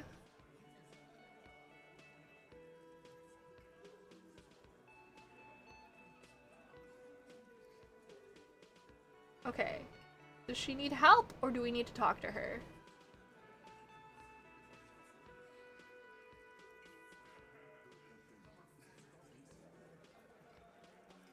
This one, I think. Titus. Elizabeth. He looks at her. She stops mid-sentence. That's it, you got him. He's going to give up, but on his terms. You want to help her, cop? Fine, I'm going to let you help her, but you treat her with respect. If you don't, if you question her, harass her, Titus taps his shin with his fist. A freight train of pain, buddy. What is her name? The lieutenant takes out his notes. There we go. Flash Amandu? She's staying here at the Whirling in Rags. A real pretty one, silver jumpsuit, blonde. That's Amando with an OU. Amanda? Oh, the girl upstairs! She knows you drink so hard you forgot you were a cop! Oh, it's her. It's definitely her. Miss Orange Disco Dancer. Oh boy. Composure? Oh no. Sunday for you and a day off? You can't wait to shine as bright as GD? Laundry and chores day? You mean GD's badge? I'm trying to get a couple more badges going on. The cicada? Yes. GD's cicada has more sparkles because he's tier 2. Hi, you! You wanna come over and say hi? Let's Dance feels more like freestyle dancing. Personally, I need buttons to press. That's what I don't understand about Let's Dance. Freestyle? I don't have any, framework. It makes me confused. You played Rock Band on easy? Come in here. I love Rock Band and I miss that all the time. You're a small moth right now. It's okay. Yeah. Cute cat, may we see her? She's right here. Come say hello.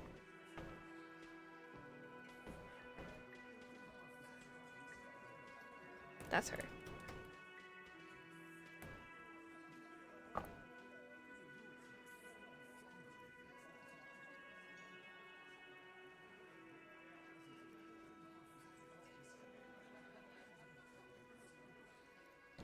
She is not a calico, she's a tabby. How are you doing, Purse? You good? You chillin'?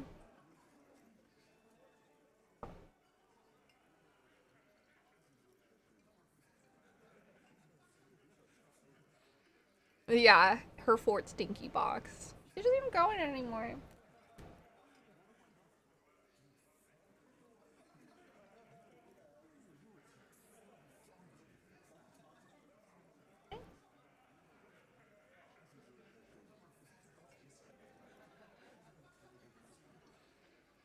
No, she's an indoor only cat. And I live in an apartment, so she's always here. Miss Orange Disco Dancer? Sure, why not? You've probably seen her around. Oh boy, can I keep my cool? Nope. You inexplicably add cool after the victim's name with your eyes bulging like some wild beasts. Your fingers are fidgeting and sweat starts forming on your brow as Titus looks at you oddly. My morale. I don't understand what's so cool here. Nothing. He gives you a sideways glance. We just have a few more questions and we'll be on our way. Whatever you do, do not tell him you know her. That would sound off. All normal. Try to forget this little hiccup. Was her relationship with a mercenary? Just don't say we know her. Okay. Relationship? There was no relationship. Okay. Karaoke incidents? Like some of the other girls he was harassing? This is irrelevant? What is your relationship with her? I know her. How well do you know her? Well enough, Copper. We partied. She's been here for a few months. So she's not from around here? You mean Revachol? Nah. Our Miss Orange Disco Dancer is an immigrant or a drifter of some sort. Been staying here over the winter. Don't you give her any more trouble. She's just had some bad luck, that's all. Shut up, Angie. He slaps his forehead. She doesn't need your help. Titus gives them both a look. They fall silent. What's with all the silences? It's like these guys don't know how to feel about this. You should keep picking at it. You said you partied? Cool, that's cool. But what did you mean? What do you think I meant? We can ask sex, drugs, or karaoke, or all three. Let's ask all three. Yes, yes, and no. He looks you straight in the eye. Got something to say about it? Did you say the two of you were close? No, we just fucked, that's all, he states matter-of-factly. I'm not gonna give you any details if that's what you're after, so put your dick away. He really went out of his way to seem comfortable with this topic. That's all you're gonna get for now. He's doing a good job here. A commendable performance of I don't give a shit. Okay. Can I ask about this? Before we killed him. Okay. A timeline? 2 weeks? Okay, that's it. We'll talk to her. Remember what I said. Freight train of pain. Okay. I need to take off to go talk to her.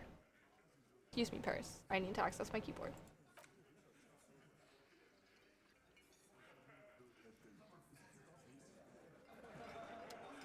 Kim? Officer, what was that? Oh god! What was what? You look strange when you mention the assault victim's name. Do you know that woman? Yes.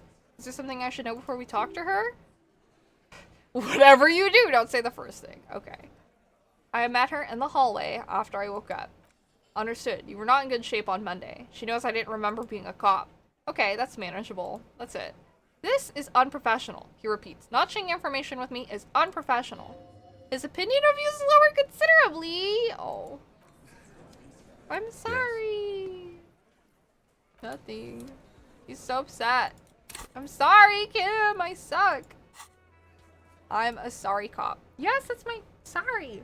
Just stepping on my arm like, excuse me, ma'am, I would like to leave.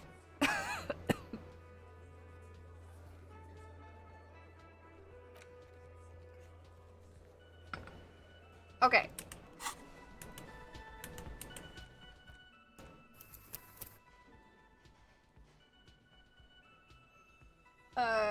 I'll just do a new save. You okay? Yes. Just a little tickle in my throat. there anywhere else I should go? I think we're good for now. I guess we'll just go upstairs. How's the weekend for you guys? Chillin'. I like forgot for a second that I was like going to stream, and then it was like, oh, the door is closed. Knock. I was totally gonna settle in to play more Tears of the Kingdom because my sister and I were talking about it while I was out grocery shopping with Argentum and Amy. It's very fun bonding with her. I really enjoyed. I had called her the other day. We were like on video call and we're just playing video games together. The thing that sucks most about being far away from her is that like we can't hang out as much as we used to when we lived together. But alas. Now preparing for all the storms next week. Are you on the East Coast, Porter? Storms? It's pretty, cause like summertime on the East Coast is like pretty stormy.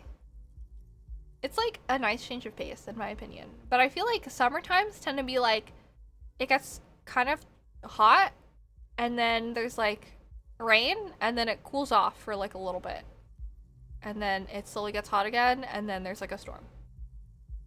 So, thunderstorms headed to your area. There's been thunderstorms where I am too. Pretty nuts. Let me look at the weather.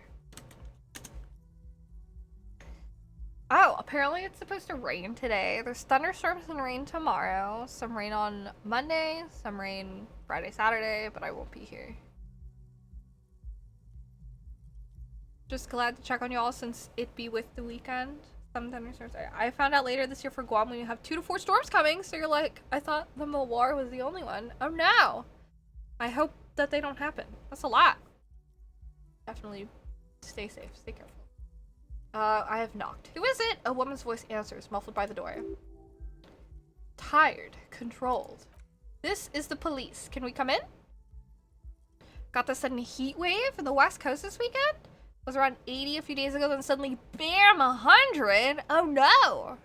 I hope you're staying cool. That's nuts. That's a pretty big jump. Mawara is the name of the typhoon that hit us last month when we didn't have power and water. Yes, I remember. Heat wave is crazy. Are you guys staying cool? I did not realize that there was a heat wave with you guys. Stay safe. Drink water. Make sure your pets are staying cool. Come on up. The door is open, she shouts. I'm drying my hair.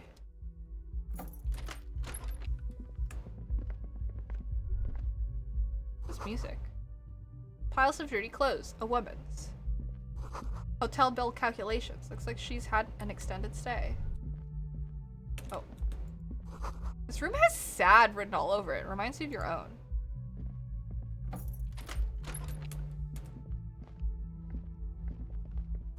You see the yard below. The corpse is no longer there. I guess we'll go upstairs? You have your water bottle? Good. Keeping cool, avoiding the outside, though, through the day? That's good. Feel someone's watching you behind the glass door. A woman. The bed has been hastily made. Clear window. This window is pristine on the inside, unlike the one next to it. Light from the desk lamp reflects off the glass in an untarnished golden halo. Let's not touch it. Oh, we're going outside. I wanted to get this game. Seems interesting and fun. It really is, like, very interesting. Smell of cigarette smoke in the air. Astra menthol. On the roof. Cold coffee and an ashtray that looks like a hedgehog.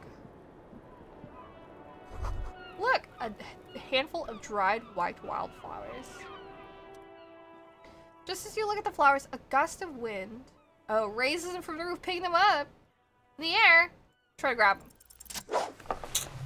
We got it. Is Disco on sale on Steam? It's better to pirate this game because the company sucks. They like screwed over the devs. FYI. But you know, sail the 7 seas, if possible. Catch a single white flower between your fingers. The rest fly off into the wind. It's a Maybell. Floss. Flosh? The young woman looked at the Maybell in her hand. Just a glance, then takes a drag of her cigarette. Lieutenant gives you an acknowledging little nod. Wow. What can I do with it? Item. Close. Interact. I can interact with it. This is... Oh. I'm kind of blocking it, but it looks like Lily of the Valley. This is the wildflower you caught. One of the bouquet of mugettes that you found on the whirling roof. It's shedding its petals quickly in your pocket. 6 crumbling petals rest in your palm. They're white, a bell-shaped crown. What is this, Kim? This is the Celindian lily. The lieutenant cracks his glasses. Called Maybelle's or Lucille's tears during the revolution. Girls used to pin these on soldiers before setting them off to battle. This flower is a spring flower, but it's a bit early for that, isn't it? Who pinned them? Which side? Revolutionaries. White's their color. Meaning for a kingsman. Alright. Symbol of the Civil War. Bride preserved. Coincidence? Maybe, maybe not. We'll see. Okay. Cool, cool, cool. Welcome to This game is a certified hood classic. It had a lot of praise when it was released, but I didn't know. This game is like really good if you don't know anything about it because it's designed to be played as if you don't know anything about it. And I'm enjoying it immensely, playing it. So, welcome to the roof. The young woman has a cigarette in one hand and a cup of coffee in the other. Electrochemistry below her silvery jumpsuit, an athletic young body, built long and lean. I'm sorry for the mess down there. The cleaning lady hasn't come by in days. I'm beginning to wonder if she ever will. Nice view you've got It's here. much nicer now. Her eyes wander north toward the yard. Ah, where the dead body used to hang. Clearly visible from the roof, but no longer. I wonder, he was probably hung there on purpose. Thank you for that, officers. Truly. You mentioned a cleaning lady. I think I need one. Oh yes. Legends of room number 1 have made their way around the building. Oh my god. They say a portal to hell has opened in there. Has Disco Infernum, which I'm tempted to say. Hell, you know not of which you speak. There are vortices of dark energy present, but not to hell. A third place? No, I just trashed the place. Disco They Infernum. also say that's why the cleaning lady quit. Because of the infernum. I'm Kim Kitsuragi. I'm a detective from Precinct 57. I see you've already met my colleague. Have I ever? Have you grown accustomed to your Thank you. role as a police officer? So thank you for subscribing with your Prime. I appreciate it. Thank you, thank you. It's awful how the original creators were ousted from the company. Capital wins again. Yeah! It is pretty nuts. So as much as possible, if you get the game, sail the 7 seas. Put on your hat and get a parrot and a peg leg. Apparently, it's like a really, really good game. I would agree with that so far. Oh yeah, feel the power? Oh boy.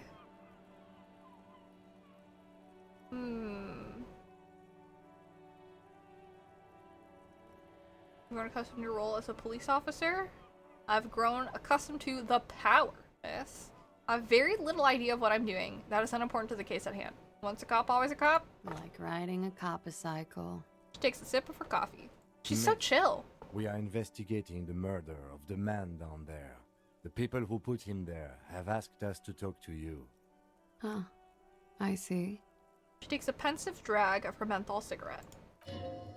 Be careful. Ask something else first. When you go there, use words like, I hear you have been through something difficult. Alright. What is your name, miss, for the record? Klaus Amando? I don't know how to pronounce this, unfortunately. I'm sorry if I'm butchering it. And where are you from? Redfort, Republic of Orange. What is Orange? We don't have to ask that. How old are you? I'm 28. She takes a drag. What do you do, miss? What is your specialization? Something stupid. Want to hear what's stupid? Somewhere in a one-room apartment on Boogie Street, a young man shows Patrol Officer Tilbrook his genital warts, asking if they're cancer. His partner, Emil Mullins, can't be there. He's in another apartment with another man who's showing him a dead dog under the radiator. It's dead, Mullins says. No, the man replies, I touched him. He's warm. He's warm, Mullins replies, because he's under the radiator. Oh my god. You're a cop? No. More stupid. Orangey's lit? Orangey's lit? Orangey's literature is what I studied at the university. She raises both eyebrows. What is Orangey's literature about? Fear of failure, fear of death, how it sucks to be Orangey's. Oranges. All national literatures are. Only the name of the nation changes. That's true, the Revacholian lit would fit you like a glove. Orangey's lit, what do you do with it? Nothing. I do nothing with it. Cool. Not very cool, but what can you do? Could we take a look at your passport, please? I'm afraid you can't, officer. Why is that? Because it's buried in a sealed plastic bag at an undisclosed location on the coast, along with cash and airline tickets. Thank you for your candor. Why? They say so in your tourist brochure. Keep travel documents away from your person when west of the river. How do I know you've told us your real name? If I were to lie to you, I'd come up with a more mainstream name than Claus Amandu. It's a weird name. She seems to be telling the truth, sire. Okay. Okie dokie. She pours herself more coffee. Thank you, that's it for the record. The record, so official. Nice room we've got here. What is this wildflower? She looks at the dried petals in your palm, then lightly touches one with her fingernail. Pretty. Looks like a dried maybell. Is that the one you caught Sambo style? I don't know what Sambo is, but I don't need to talk to her. Why was it there? Why was there a flower on the roof? I don't know, officer. Because of the wind? Or an admirer? Any admirers, miss? Admirers? I'm too old to be a debutante. She looks over the railing at the plaza below. And this place is no fashionable society. Thank you for lurking, Porter. Question avoided. Let's conclude that she has admirers. Plenty of them. They tell us you've been through something difficult. Something difficult? She raises her eyebrows. I've been through at least half a dozen difficult things. Which one do you mean?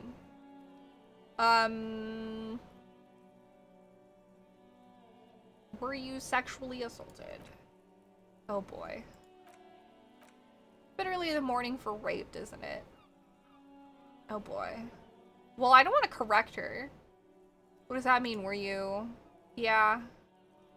I'm gonna go with not raped. I can't say that stuff about him. Tell them it's not my style. They'll have to, you know, if they want to jazz up the charges, they'll have to get someone more rapeable. Okay. This is pretty fucked up. By they, she means the Hardy Boys. Are you saying that you were asked to tell us you were assaulted? Not explicitly, but I understood what they meant. It wouldn't hurt to spice things up a bit. Some assault and battery. Sexual assault, maybe. It was clear the latter would be spicier. Titus asked you to spice things up for us?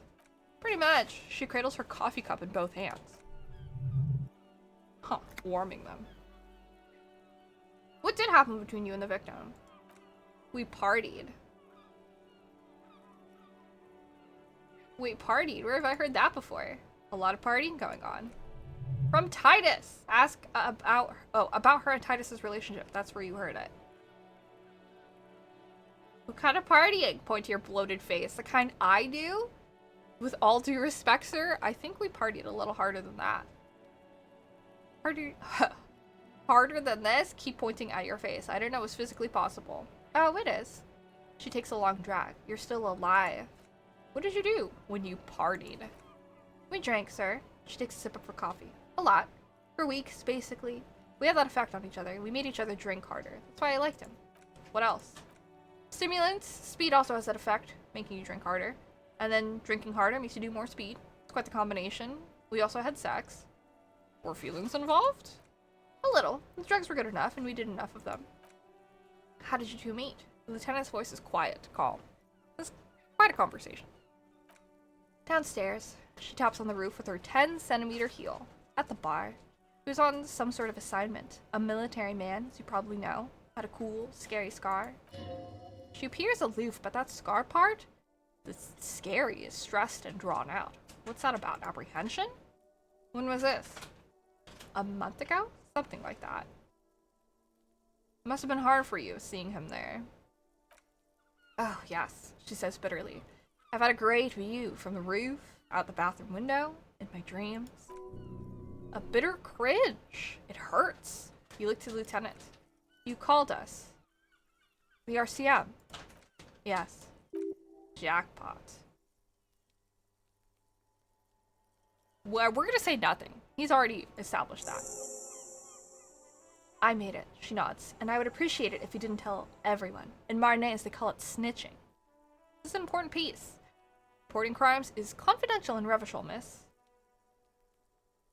The caller's voice was disguised.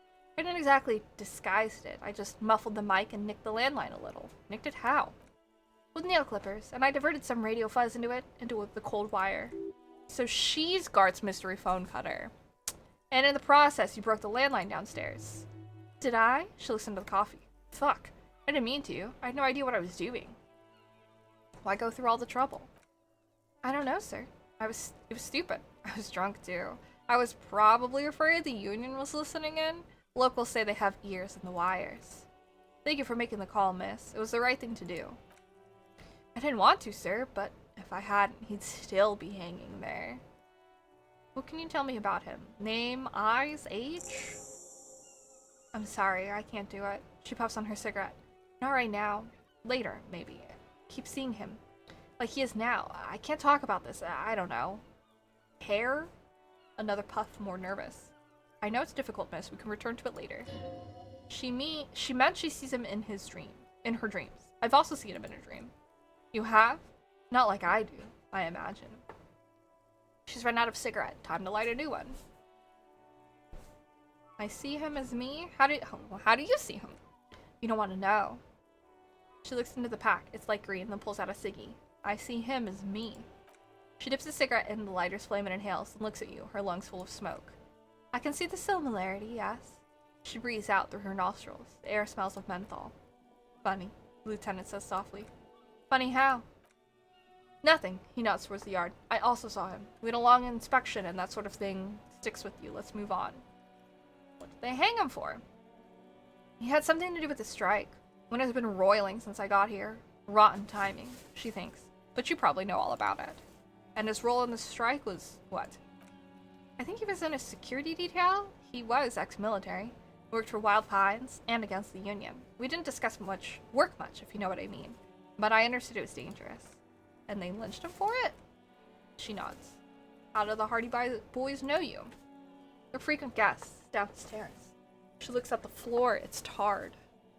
They have a booth for Union members. They're probably down there now. And how did you meet? Over drinks. It's been a long, boring winter. Did you party? A little, yeah. Like you partied with the deceased? No, not as hard. Sorry to have to ask this, but have you had a physical relationship with any of the Hardy Boys? I have. Which one? Which one, sir? I don't remember precisely.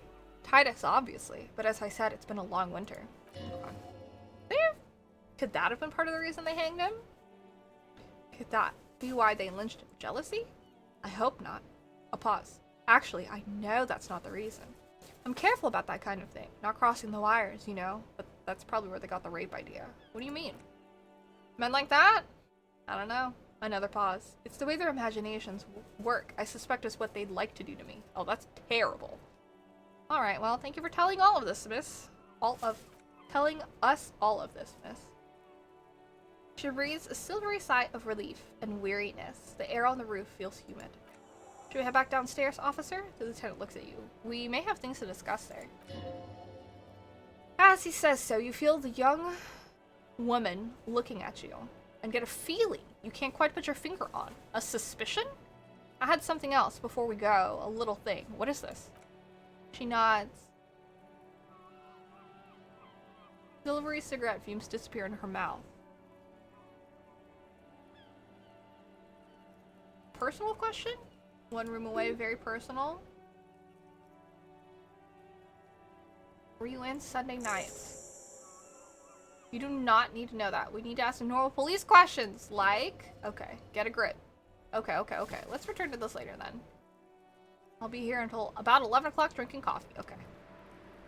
Yes, kid? Looks like we have more to discuss with those so-called Hardy Boys. Half their reasoning just went out the window. You think this will make them cooperate? Nothing will make them respect the RCM, but it will disrupt the game they prepared for us. We just stripped off one layer of whatever it is. Her decision to not corroborate their story was definitely not part of the plan. Why did she tell us all of that? What else could she have done? Lie? She said there's no way to lie and get away with it. I'm not sure she had to lie. I wouldn't have known. If not you, then me. It was a smart move from her. She seems candid. You think so? A shadow runs across his face. Being candid is the best way to lie. The appearance of candor with some facts thrown in draws attention away from whatever one chooses to omit. Do you like games that lock you into choices, or do you want more freedom? I like freedom, but I feel like a part of it kind of depends, like, on the game as well. I feel like this game has a lot of really good, like, branching, like, things to say. But I understand that, like, ultimately, like, I am playing a role in the stories sometimes, so sometimes there's, like, not much choice. It is ultimately the character whose eyes I'm seeing the story from that makes the decisions, in a sense. She may be trying to control the pace of the investigation. Anyway, we should move. I suspect our inquiries will bring us back here soon enough. Okay. Fair.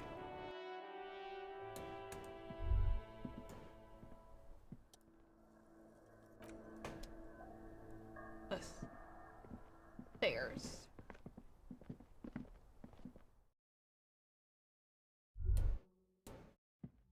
Wait. Medicine cabinet. Is there stuff in here? Full of wares? There's a toothbrush? Look at the toothbrush. It's been used. Look at the medications. Pharmaceuticals? Quite a collection. Anything of note? Search bottles. Nacra? Used to treat opioid overdoses? Interesting. That's used for diamorphine overdoses. Search pill sheets. Okay. Takes a little know-how? Sure. Whoop. Bright orange bottle with Preptide. Sending happy letters. What's exciting? It's speed? Oh boy. Okay. Lieutenant, I also see Preptide. Preptide, a euphemism for pharmaceutical amphetamine. Prescription speed. What are you waiting for? Let's get super fucking preppy. Take it in secret. Take it in plain sight. We're gonna close it. We're not taking drugs. No drugs. I need to get out of here, Kim. Alright. Notebook. Notebook? Oh boy. Notebook buffering. Save my game in a new save again, just in case this game decides to die on me. There we go. Confront Hardy Boys. Question her about Dead Man. Ask her what she heard about us before we woke up and controlled Harry. It took me quite a while to even figure out what the dude that we're playing, like, what his name even was. TBH. Can I speak to her? Nope. Speak to him. The clowns are still hanging around. What is it now? To wait for him to come up to us. Okay. Claw says she wasn't raped. Fuck! The big man's eyes and veins bulge. I knew that fucking whore couldn't be trusted. Uh-huh. You've hit a nerve. Titus is furious. Now, more than that, the loyal Titus feels betrayed. For the record, she steps in forcefully. Titus Hardy did not explicitly specify the victim as a whore, nor did he say anything about trusting her. Oh, shut up and stay out of this, Liz. He turns back to you. He raped her. He was out of his fucking mind. You have no idea. She's just a denial asshole. You don't understand the traumatic experience. She's shutting down and she doesn't fucking trust you. Yeah, she's crazy, you know, the rat-faced man says carefully. A crazy bitch. You know the type. She's fucked up. Now they're making her seem crazy. This is a diversion. Stay on track. But the bullshit. She told me the truth. Law man, he says through clenched teeth. I'm at the end of my goddamn rope with you. I fucking told you not to push her. And you went and pushed her. Uh-oh, something breaks in him. He takes a step closer and says, I'm going to fucking Titus Hardy. Her voice rings through the room like a warning shot. Success! Titus backs off, fists down, everybody. Everard personally sent me to take care of this. If this goes south, we'll all be in the shit. But you, Titus Hardy, are going to be buried. Am I understood? When she's angry, she emphasizes the S's. It gives her voice a strangely hypnotic quality. Her lips barely move as she speaks. Frankly, it's a bit terrifying. Someone has to rush in to break the tension. The second in command. Look, Copper. The tattooed man snaps his fingers to get your attention. We know the dead fuck was a rapist and a killer. We got him confessing to it on tape. Show it to him, T. He turns to Titus, who's still breathing heavily. What's the harm, right? You're jerkwad. He slams an audio tape on the table. Listen to this shit and then come back and tell me this soldier of the apocalypse was an innocent man. This is their last play, the tape. The story is in tatters, a mess. It might be listened to. It might be nice to listen to, but at this point, you don't need to. Why should I care about the tape? You lied to me. You don't care about the evidence? His eye twitches. The fuck are you a cop for then? Pigs, T. They don't care about getting the truth. They care about getting convictions. They're fucking keeping score on their bulletin boards. I won't be on your bulletin board. If you don't listen to the tape, we got nothing to talk about. There's a lot of questions. If you ask them now, they'll just keep bringing up the tape. Listen to it, and they'll have nothing to hide behind. Okay. Don't forget your tape, lawman. Compliments of Titus Hardy. I'll take it. Door gunner mega mix? You do that. Adjusting his belt buckle. Oh, and keep it. Maybe you'll need a reminder of human ugliness someday. Okay.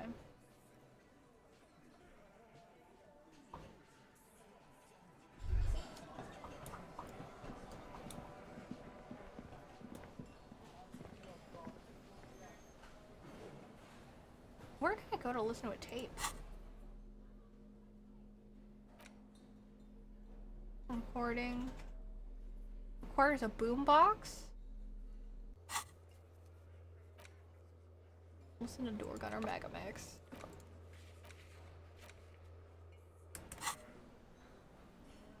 Where can I listen to it?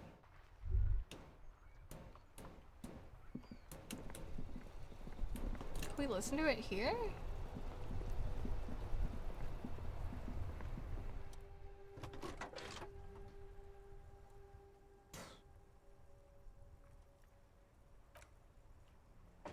Radio microphone. Where can we get a boombox?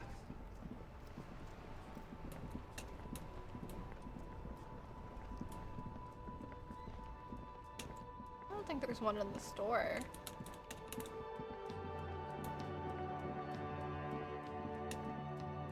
Oh, can I look at that? Butter sign down? Oh. Purple billboard reading Samaran butter soaks in the canal. Two ugly lines mar the bright countenance of the blonde boy depicted. Sure, let's do visual calculus. Nice. Judging by the size of the impacts, oh boy, and the parallel lines of burnt rubber, the cause was probably a motor vehicle. That is the car at the top that hit the fence. These look like the same tire tracks I saw earlier, and in front of the whirling in rags. Let's look at the crater. Side slip marks indicate that the vehicle is traveling up the crater at 35 kilometers an hour. I don't know how fast that is in American numbers. Look at the roof. Black marks on the roof indicate this vehicle vaulted from the crater to the roof of the shack. Sloping metal roof panel? Boy. Panel served as a takeoff ramp. Amazing. Ah. Vehicle soared through the air, hitting the billboard and upsetting the posts. Then it continued its flight, taking the billboard with it. The sign broke the vehicle's fall into the canal.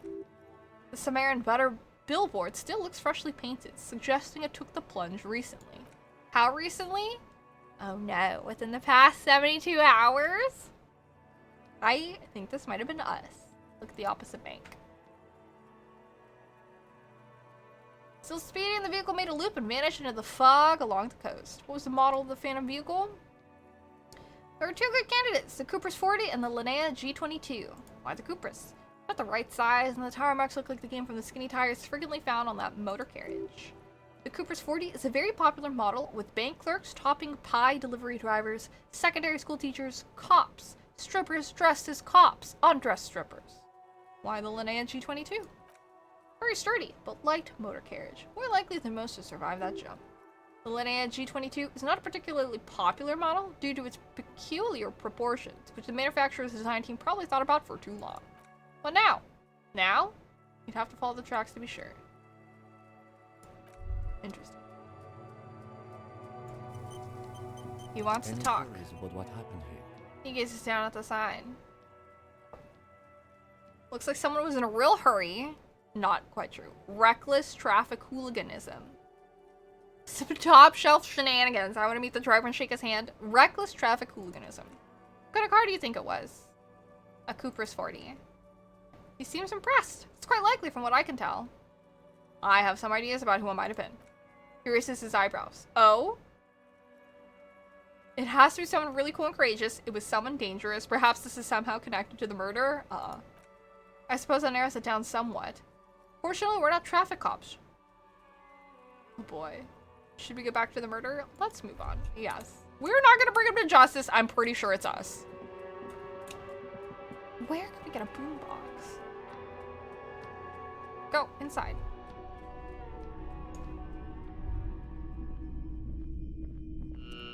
Is this a street light? Oh, this is a boombox. 308. Golden orange. Shopkeep, the Stereo 8 approved machine here is the Harman Wowshi W02 made in Vesper, designed in Seoul. Plays all reel-to-reel formats. I can't afford it. Are you sure this is all in working order? Absolutely, I've tested each one, even though I don't really like music. Can I get a discount? 12 real. He doesn't like music, he likes sounds. Okay, okay. Oh boy. I can... God, do you guys ever barter with people? I don't barter. Door Gunner Mega Mix. 4 real. For the music Concrete Cop? Okay. Sure. I can't believe I got it for 4 real. Amazing. Here you go. Sick.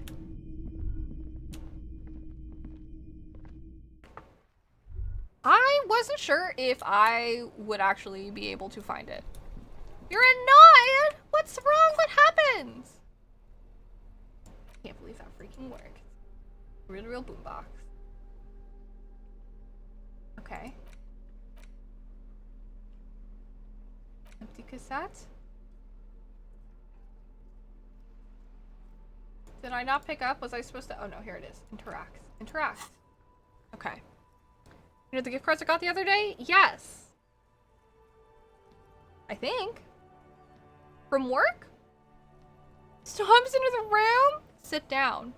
Those things are useless. No one takes Amex. I'm sorry. That is frustrating.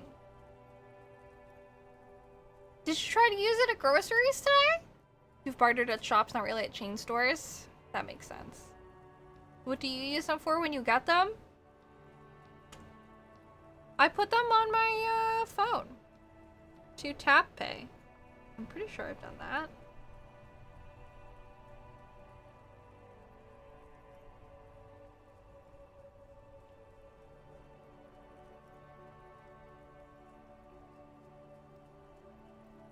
I'm opening up my tap pay now to check.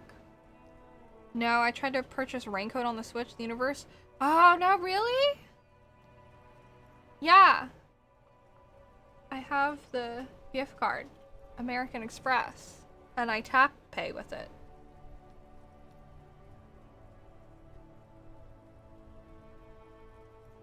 Hi, Kuroken.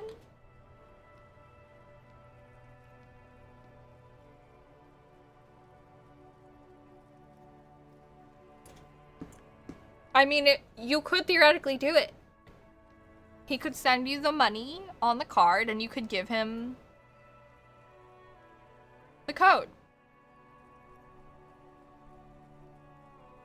I don't know if necessarily having it on tap pay allows it to like bypass the fact that it's Amex, but that's what I usually do with it. Like I've bought... What have I bought with it? I don't know. I usually like when we go to like Target, I'll like use it there. How you been, Randall? How are you? I'm also sorry that the universe doesn't want you to have raincoat today for like whatever reason. Oh, head pats? Head pats just for Argentum. I'm sorry, friend. Oh. Let's play the tape. This trigger warning, potentially. I feel like they will only be useful for tapping groceries, but I can't use it on Amazon. I can't even use it on OnlyFans. That is really annoying. You will always need groceries, though.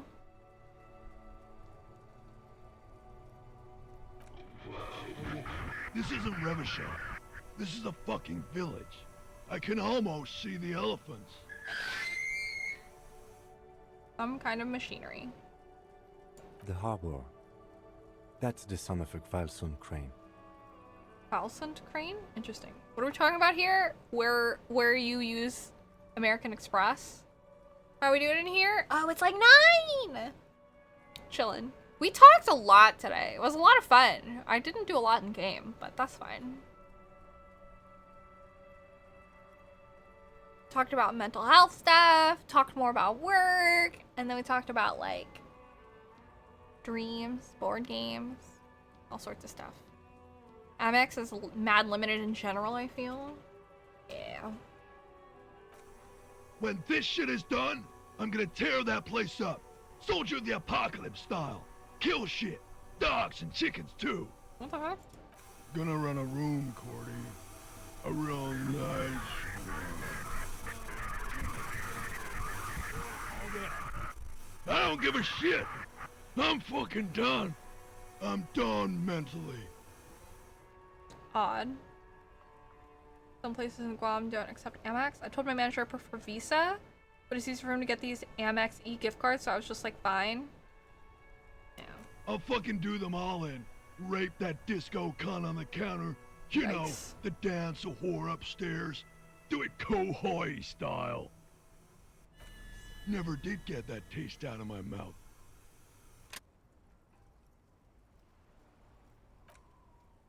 Clicks in silence, the rest of the tape is empty. Lieutenant presses a button marked Arreter on your porta reel. The tape stops spinning. Was that the very end? Silence? End of recording. Okay, what do you think? It seemed authentic enough. Probably recorded off the shortwave, then edited to seem more incriminating. He sounded like he was on patrol around the harbor walls. That's whack, right? I just want to play this game. I'm sorry. I agree. He also sounded inebriated. Still. The lieutenant looks at the tape. You're familiar with this look now. It's his look of suspicion. There's more going on here than we know. Who's this Cordy? One of the other mercenaries, I think. The one he was talking to. A friend of his? It seemed authentic enough. Probably recorded off the shortwave, then edited to seem more incriminating. He sounded like he was on patrol around the harbor walls. GameStop was like, don't bother checking around for a game like this? What the fuck? Why GameStop? Did say he was gonna do it. Indeed, but... Okay. It's just suspicious. What's Kohoi? A village on the Samaran Isola, in South Safre. Grad committed war crimes there, the kind of thing he talks about. Think he was there? Who knows? Maybe the tattoos would have an answer. Or maybe Kohoi is just merc talk for atrocity, slaughter.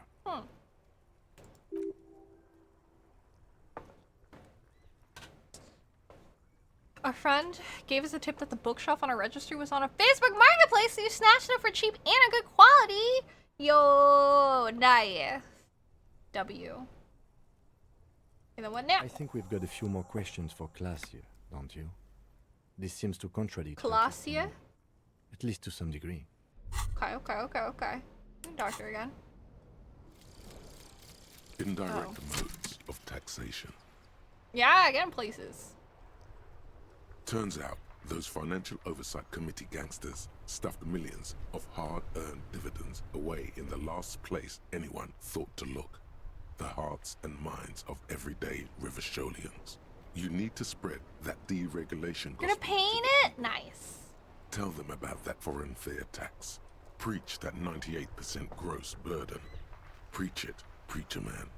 Set the brothers free. Taxes are racist. Oh no, -1 empathy. I don't like that.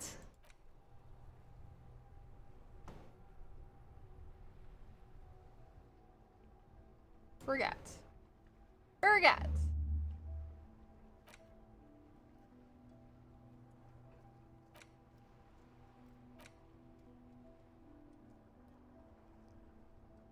I might as well turn my side. Why not?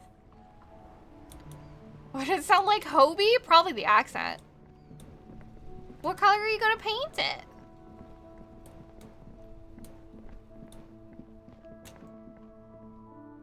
$6:30 already in the day. Okay, we need to talk to Klaasje.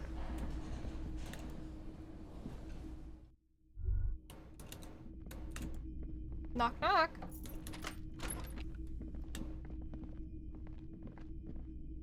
A nice navy blue base and accented with your galaxy theme? Nice. Oh, pinned.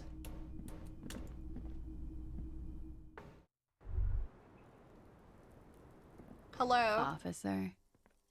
It's No, a fine day for questions. She nods to you in greeting. Okay. Nice room you've got here. It's pretty deluxe.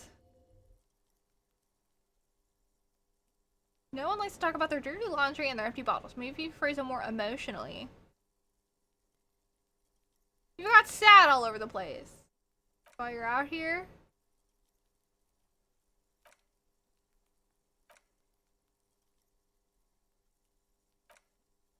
Just...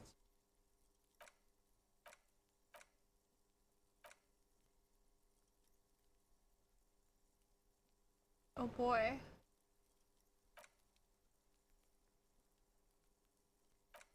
I'm just gonna run through all of these.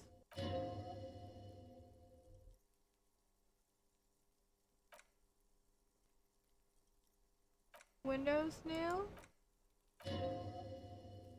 Other questions? Volition? Look her in the eye? Oh my gosh. Hi Dojingo! It's going well, how are you? You didn't open the second room until day 4? You mean Kim's door? How do you pronounce her name? Apparently Klaasje.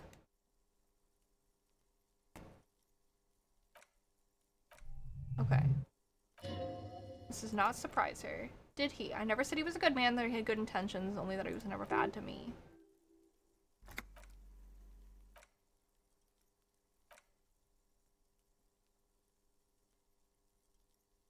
Okay.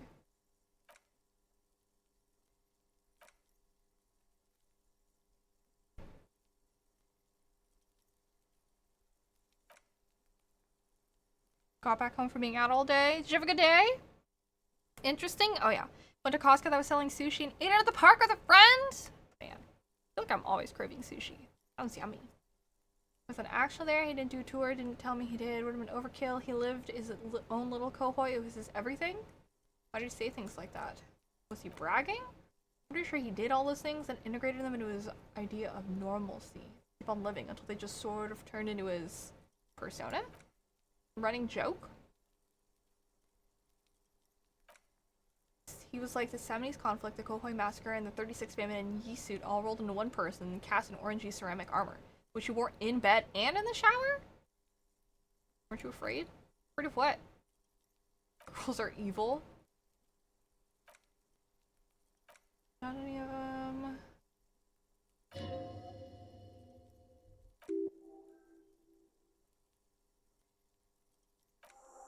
Clearing that up. Task updated, okay.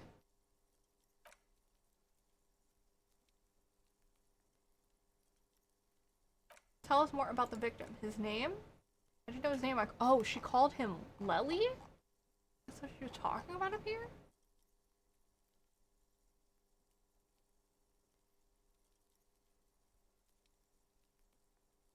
Lely's punchlines. I see. Sounds like a nice time. It was warm, not too hot. It was like kind of nice out today. Aside the smoke. Kind of nuts that Canada's wildfire smoke is acting up again. A nickname? He came from Lelystad. It's short for that, and it was his army name.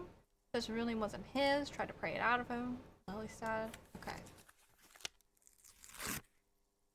Lieutenant writes down in his notebook, then tears out a page and hands it to you. We have a few questions you can help us with. A few things a field autopsy alone can't handle. The last missing pieces of a puzzle of flesh. Where is Lelystad? In Orange? Municipality? Okay. Almost right. His race was Occidental, not Mondial. I'll update the form. Compatriots. Okay.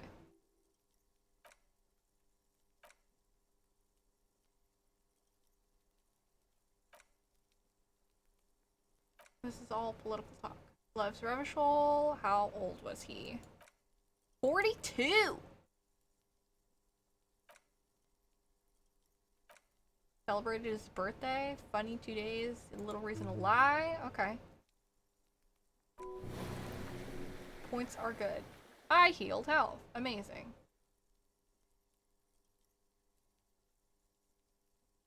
Points are good. Have one old dog before he'll die. I didn't know this was a competition. It isn't. Police work is a cooperative sport. Okay. His eye color? Hello, Kim! Welcome in. Blue, light blue. Little blue galaxies. Pardon the swearing. I did him an injustice. He wasn't ugly. He had a beautiful, soft voice. Combat wound on his chin and mouth. Severe. Made him look like half his face was cracking away in some strange smile. That and those eyes. His hair, if you can remember, was light brown, almost blonde. He darkened it with brilliantine, made it oily, not nice to stroke. I couldn't convince him to leave it alone. He had a tattoo. What did it mean? Oh, that. It's clear she liked it. What did it represent? Do you know? It was a map of his life and the places he visited as a soldier. I can't see this anymore. It was mostly for showing off to chicks, though. How so? How? Imagine him lying in bed, freakish musculature laid out on the sheets. Scarred, of course. Tattooed. The sheets are dirty for some reason. Is this orangey is lit? Let's not interrupt. He's smoking and drinking, and his chest and soldier's arms are studded with stars. Tens, hundreds of them, maybe even thousands. And the woman goes like... She points at the air with her sharp-nailed finger, picking out an imaginary tattoo star. What was this, baby? And he says... She lowers her voice comically. That was too hardcore. Don't ask me about that. So she goes, okay, but what's this, baby? And he's like, saw some bad shit there, killed some loincloths. And so it goes. Star after star, port after port, third world country after third world country. And he's done horrible things in every single one of them. You were the woman in this? Oh yeah, she nods. Can you tell us precisely what these mean? Hand her the photo. No, thank you. She does not take it. I've seen enough of him dead. I can tell you what they meant without looking at them. She pours herself some more coffee. Go on. He was a blue-eyed boy with thick arms from a small town. He was also poor, and the government of Orange needed some people killed, so they turned him into a grotesque killer for money. He went to Killer Academy in Fredfort. Then he killed some people on the 17 islands. And on other islands, too. All the islands. After this, he came to Revachol and killed himself. Thank you for clearing that up. Change of topic, perhaps? She looks over her shoulder to the sea, then back at you, smiling faintly. Tell me something odd. Did he enjoy his death? Why do you ask? She seems unsurprised. It's just a feeling I have. Well, it's wrong. He had too many drinks to down and too many bad things to do. Couldn't tap out just yet. Everything checks out here. It's all A-okay. Good answer. What are toxicology report? Purse? Okay. Quite expensive. Finish with this line of reasoning. Alright. Pours yourself even more coffee. Let me see.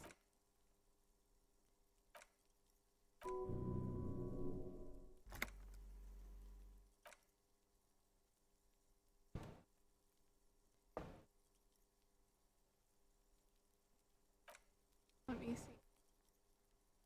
Okay. I don't think there's anything else. Can I look her in the eye? I did it! Yeah, she does that. Soft light brown eyes look at you directly into the space behind your eye sockets. You see the smoke rise from between her painted red lips. She's beautiful. I have bad news for you. What? You know these guys? Who, me? Yes, you. He's talking about you, you boring stiff. You too. Me? What did I do? These guys are compromised. She's got them singing along to her tune. The little bleeps and bloops you trust for info? You can't trust them anymore. Oh my god. Believe it. Which ones are exactly affected? No way of knowing. At the moment, I'm afraid it's best to assume all of them. Bullshit, man, I ain't compromised. Oh boy. What's under her jumpsuit? Glory, truth, softness, protector, she wants you. Oh no. Suggestion. She likes you, the crown head is boring condom, he's jealous, this is human nature. Since she's been lying to me? I think it's safe to assume yes. Alright. Half-truths and outright lies. Can I trust rhetoric? They're all of limited use. Purse, what are you doing? What are you doing? Hey! Purse, get out! Shoot! Shoot! Shoot! Come on! Come on, come on! Purse! Oh boy. Alright. Can't trust any judgments with her. How does this happen? Through subtlety. What can I do? Okay. What's her plan?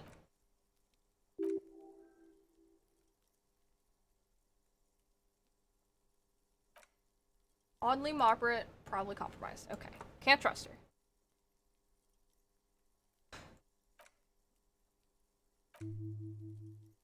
Okay. Can't trust her. That man bloated beyond a recognition was 42, it's what she said.